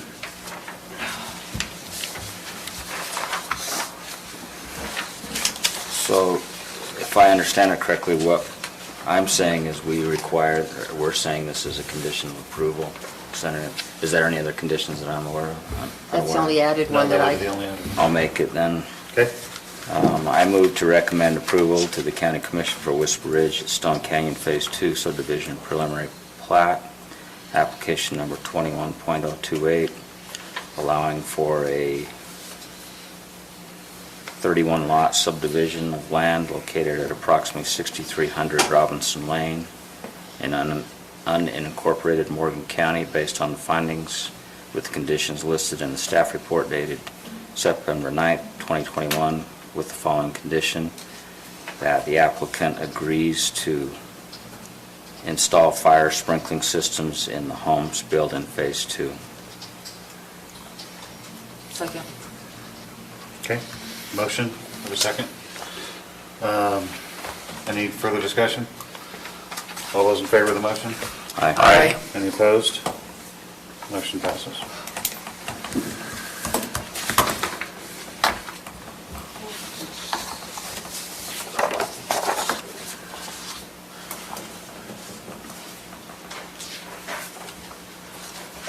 Okay, on to item number 8, business staff questions. Y'all don't have to leave when we do this, you know, this is, everybody always leaves after the interesting things. We turn the lights on? Thanks. So this, I have a question, and I feel like it needs to be a discussion. Why, I feel like we need to decide where we're at as a council on conditions. Because some come in and they have 8 conditions and we pass it, and some come in and have 4 conditions and we say, no, that's too many conditions. Like, we're not on the same page, and I don't feel like we're not consistent. we're not consistent with applications. and we've certainly had this discussion before, without resolution. But this, I think we're all in agreement, there's a lot of stuff at the very last minute of this last application. And it's like, but it wasn't a requirement for preliminary plat. That's why I thought it was really good of the applicant to say that. It's like, oh yeah. The fire stuff was worked out when this thing was a PRUD, when it was first subdivided. And the public doesn't know that. They don't understand all these different things. The discussion was that maybe it was going to change, and that's where, It seemed like we were amending the PRUD. Yeah, we yeah, and that's what I was The uncomfortable PRUD doing. is what it is. Even if Monteverde is not, the distance isn't right, it's still If he approved follows- as the secondary access of that PRUD. Whether it's this or, well, what's it called again? Not phase two. The heights. The heights, whether it's the heights or anything else, it's pre-approved subdivision. That would be my discussion. Well, there's a difference between this one, I think, and the one with Trapper's Point in that. That was a new subdivision. Well, it was a new subdivision. Chief Brendel specifically removed his recommendation to pass. Yeah. This one, he didn't. But then he hedged It a wasn't little required. too. On the last one, then he was hedging, and there, Yeah, I he would was- like the clarity. Right. I would too. Yeah. But it wasn't a requirement. It would have been a requirement if this was a subdivision. Right. Right. Right. But And- no. Yes, I think there was like and the one, Heather Meadows, was, again, it was kind of a unique situation in that I don't want to say it's unique because everybody has, not everybody, but a lot of people have water companies serving them. But, you know, some of these things don't exactly fit together. They sound like they do, like between Heather Meadows, Frontier Estates, and this one. You know, we're getting down to fire sprinklers. Can we have them? Do we require them? But they're all for different things. They're all But trying to they're, mitigate different but they're risks. very unique situations all different. between the three of Yeah. them. You know, that, Heather Meadows was just that they didn't hook up to the water and started interrupting. well, oh yeah. That was the issue with that. And the one up East Canyon where they have the very, very large lots, you know, the 160 acre lots, now it's. That was about reaching them because they wanted to. Right, you're not gonna put hydrants up there, No, you can't. so, But they're not in a water servicing district, so it's not a question. right, But just, clarity would be nice. yeah. Consistency. We're not doing that intentionally. Well, we just get, it seems like it's not just this application, but others, we get inundated with stuff when we walk in, and there it is laid out in front of us for us to read and try to process. It's almost like we should have postponed it before we saw it Just to shift tonight. the topic a little bit, you know, when we were talking before, and you and I were discussing, you didn't like the interpretation of double frontage lots. Right. And the reason I bring that up is, I've looked at it, I've read the code, I think it's a good plan, how they have that landscape strip. Debbie disagrees with me. She's like, no, that's a double front lot, this is horrible, this is wrong. And that's what you're seeing here, it happened. I disagree with you, Staff's sir. worked on this for months. We've tried to meet the code as best we can. We have pre-application meetings, we have development meetings. We put all this information together as much as we can. When it gets out to a group larger than 15 professionals that look at it, professionals I use very loosely, I understand. But, you know, yeah, it brings in a whole bunch of other of questions and issues, and they don't understand everything that's going on, and maybe they disagree with it, and that's okay too. And that's the discussion process. So that's, it's always going to happen that the week of the meeting, oh, there's all these issues. We looked at secondary access, we felt good about it. You guys don't have to agree with staff, that's okay. No. Lance, you're wrong, is a perfectly acceptable answer, except from you, you've used all yours up. But, you know, it's okay to have that discussion, and that's the public process. No, I- And regardless, it's just like go back to the Frontier Estates or whatever. I mean, all of a sudden he realized that there was something that happened that day. And should it have been polled?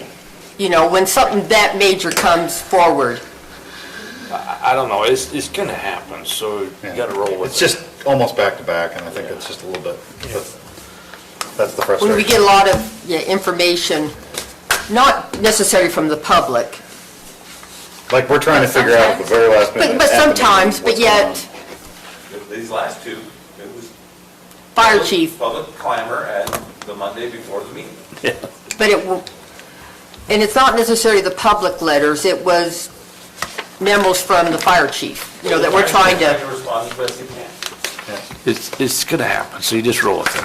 I guess that's my point is, There's gonna be difference of opinions come up once, oh my goodness, you're allowing something to happen, that is not what we want to see. Or we are very concerned about waters, soils, fire. Let's talk about it some more. And the sad thing to me is if you did, you put like a deadline, we won't give anything to planning commission, it has to be to them on Monday, Thursday's a meeting, and all of a sudden someone gets some information, give you on Wednesday, it could have been vital to your decision and you wouldn't allow it, then you're in a fix. So Well, you, And it's the public meeting and the public hearing process, and that's how we do things. nature of the And beast. we can't put that deadline on there, because what if I only got the information on Monday and it's due that day? From a neighbor standpoint or whatever, worst case, we have to postpone. And, the developer really, on this time, he's got a lot of money invested, he's got a lot of stuff doing. I appreciate that, I'm sorry that he's, got such huge expenses, it's a big deal to do this type of development, it's an expensive property, I get that, but if you're gonna take 2 more weeks, that's part of the deal. And That's where I started with this until I realized that it wasn't, we were asking him to do something. I mean, he was well read into what the code And is. then It's let's not a circle that requirement back for to approval. Haley's where she started, conditions of approval. How many? We've discussed Yeah. it before, like you guys have said, how much can be put in there, Yeah. and it's your call, what you're comfortable with. The sprinkler thing was a big change. Everything else was just generic. Well, the staff and recommended The one. developer says, hey, sure, put it on there. There's no harm in that. No. It's gonna add it to that plat, and that'll take up the safety. And that helps address that issue. But, I'm trying to think. The conditions of approval should be something that they just need a little more time to work on, but they're close. So I have a question about the number one then on that. The condition was to put it on the phase 1 PRUD, so the egress was connecting.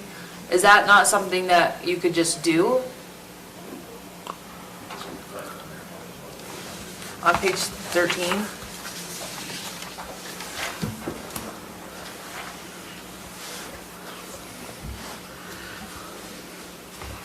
Well, so, okay. See, and I guess we had that condition of approval because we want to be really clear. Skylar Gardner, he likes a lot of conditions because it gives him a checklist. And it's really clear that, yeah, it's on there, it's in the code already, but this is a very important item. By the way, we told you right here in the staff report, it was discussed, it's in the code, but you also need to have, and we put it here just to kind of give it an exclamation point. So when that application comes in, it's a lot harder to miss if it's here, the condition of approval, rather than going through 50 pages of code. So sometimes that's why we do it. I mean. And then the generic ones follow all engineering and I fire honestly hate code. some of these conditions of approval, they're silly, but. Reduce. You gotta pay your fees, that's in the code, why are we stating that? But is emergency access, It ain't hurting that much and it helps.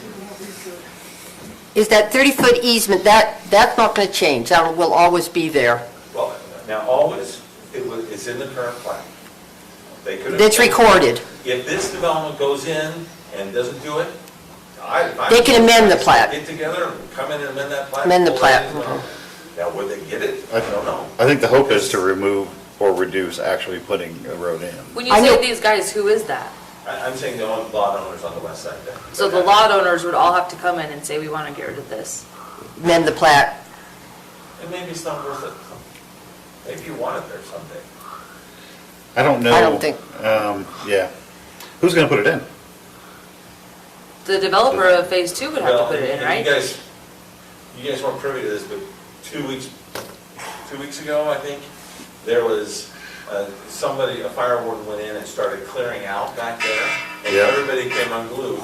Oh, I was privy to it. And I only skimmed the emails because I didn't have time to get into that issue. But there was a lot of concern about, what are you doing clearing that stuff? We do not want that parcel D on this.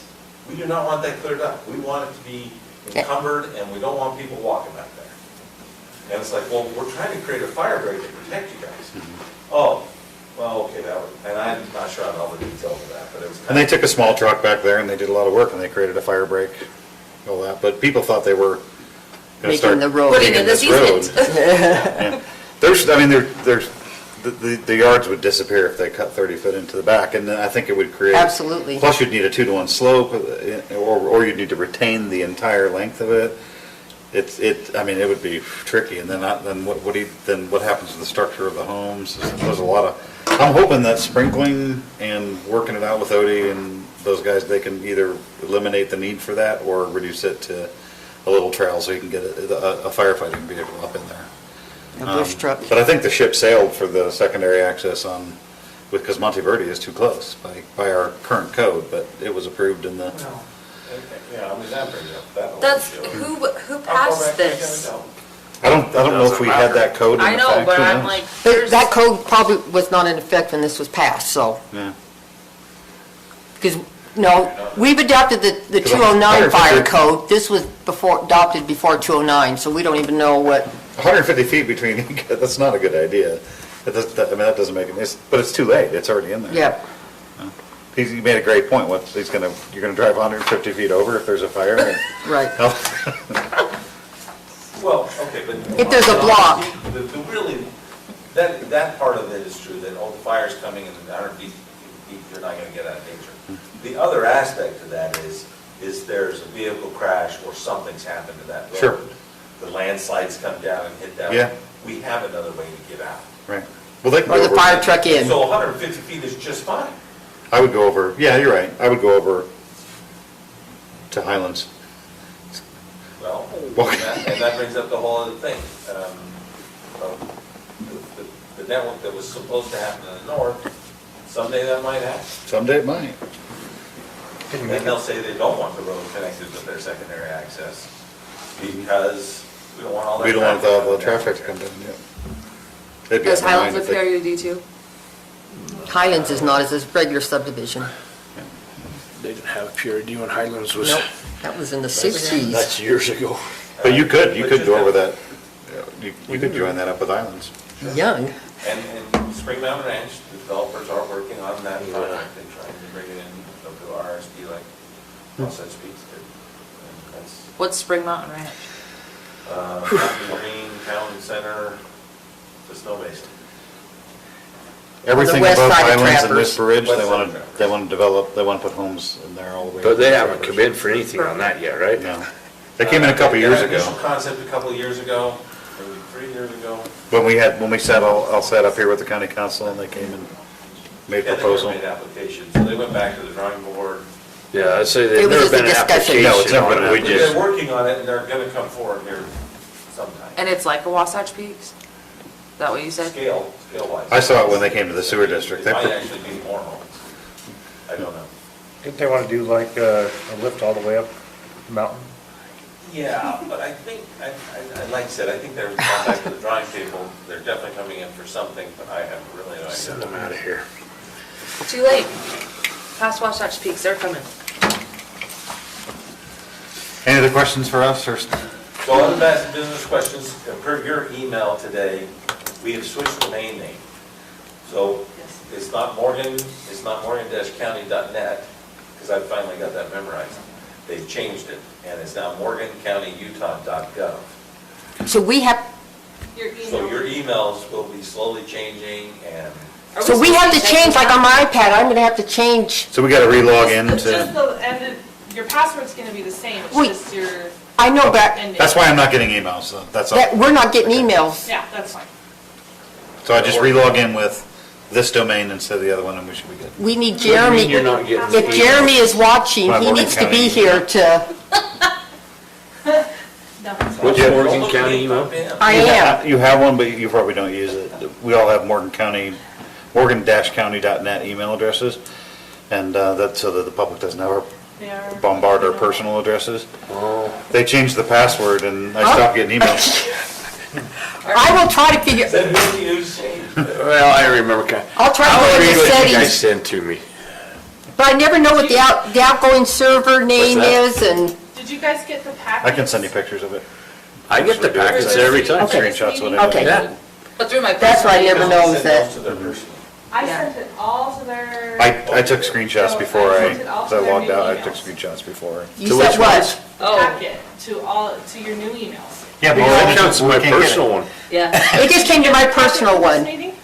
No, I had to re-ask Kaylee to resend it. I didn't get it because I had to send it to my personal one. Oh, yeah. But they all come to my personal. No, baby, it comes to my personal, my So's mine. packets. Not the one I sent. Yep. Well, I didn't Yeah, get because I don't yours. know how to get in my other email, so. We just got Might have Haley's. it on auto forward.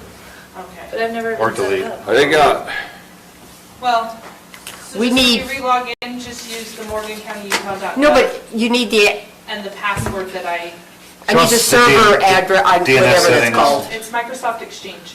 You know what I'm talking? Bailey will talk to Jeremy next week and see what is He- to make sure you're. So we can just log in with set up an And exchange. then Office. and then Bailey will put together a nice Packet instructions of how you can. on an iPad. Just go to office.com and sign in.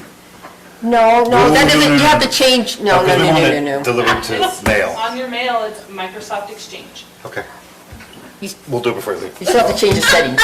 you might have to do what It's I do. office365.com. No, I go visit them. No, Oh, well, okay. I do, I visit. well, I gave this to Gina, Bailey. she You set know what? everything up Friday. Yes. Gina did? we'll do it before I. I went in there, Thank you. this ain't working. She says, Perfect. so she set We'll everything up for me. 365. We'll send you this. No, We'll send we're gonna take care of it I'm computer after we literate. dismiss. If I can hit the button, I'm good. That's our, I didn't even know we had, In the parking lot so you can lock the door up. No, it's gonna take us just a minute. and I've never been in it. Okay, any other questions, business questions for I staff? have one question. Do you know anything about the deal down in Milton? Where the guy's cutting away the hill? I know that a guy called you. Morgan Valley Drive, Victor Subdivision. And we looked at it, it appears to me that he's within, and I texted Colby today. Is that today? Anyway, I think it was just this morning. It appears that he's okay, it's outside of the do not touch area, but it's right on the border. I say he's moved a lot of hillside. And we are gonna get a hold of him and talk to him about what his plans are, because if he does any more than that, we need to look at it. Yeah, he was in there swinging the backhoe the other night again, or the track hoe. At night? It was later in the evening. Anyway, if you know who it is. I don't, I know who the We're one. looking that up right now, actually, we're trying to do that this afternoon, find his contact information to reach out to him and say, you need to come in and work with the county engineer. We need that to be an engineer. I mean, we could find out who it is, because I know the guy that developed it, but I don't know who bought it. Yeah, we haven't looked that up. Yeah, I was just curious. Kobe's been calling me. Yeah, and I texted him today, finally, I'm sorry, it's just been really. Yeah. Well, that's why when we talked, I says, call in, and, because I says Lance needs to take care of it. I said, I don't know what's the, He might be okay. yeah. But he might not, so we're gonna do some more checking. That's why I say he's moved quite a bit of hill. We got a question. That's right. I have one question. What happened with Frontier Estates? Did it go before the county commission and They did. what happened there? The county commission, after much discussion, They sold it. said that they asked, they postponed it for 2 weeks, to allow Kirk to come back with specific condition of approval. They gave him meaning they gave him another 2 weeks to look at. Can he do it in the neighborhood? Can he use that access, emergency access easement, if he's willing to do the improvement? Or a new one. Cut through Warner, Does he have to do a new one? access through Warner, And some other It option. doesn't have to come back before us, does it? That is correct. Cool. What was that one for? Frontier Estates, So what happened? Cropper's Point. We could ask him Postponed it? if you'd like. Nope, I'm good. Give him 2 weeks to work it out and get an easement. So they To try and figure out another road, egress road. figure that easement out there? Yeah. They've got it. Or Not a all new the way one. to Trappers. Or a new Well, one. yeah, or a new road. Well, actually, based on this new information, it's gotta be half the diagonal. The other thing is. Right? I already did my plug, but I'm gonna do it again. Please come to the meeting on the 16th. Can we have an email reminder, please? Because I won't remember. Could you FaceTime me? Thanks for Can taking you care of us, FaceTime me that baby. morning? Remind me. Apparently, I'm not doing a very good job at it. No, you're sending lots of emails to an email, I just don't get emails. Yeah.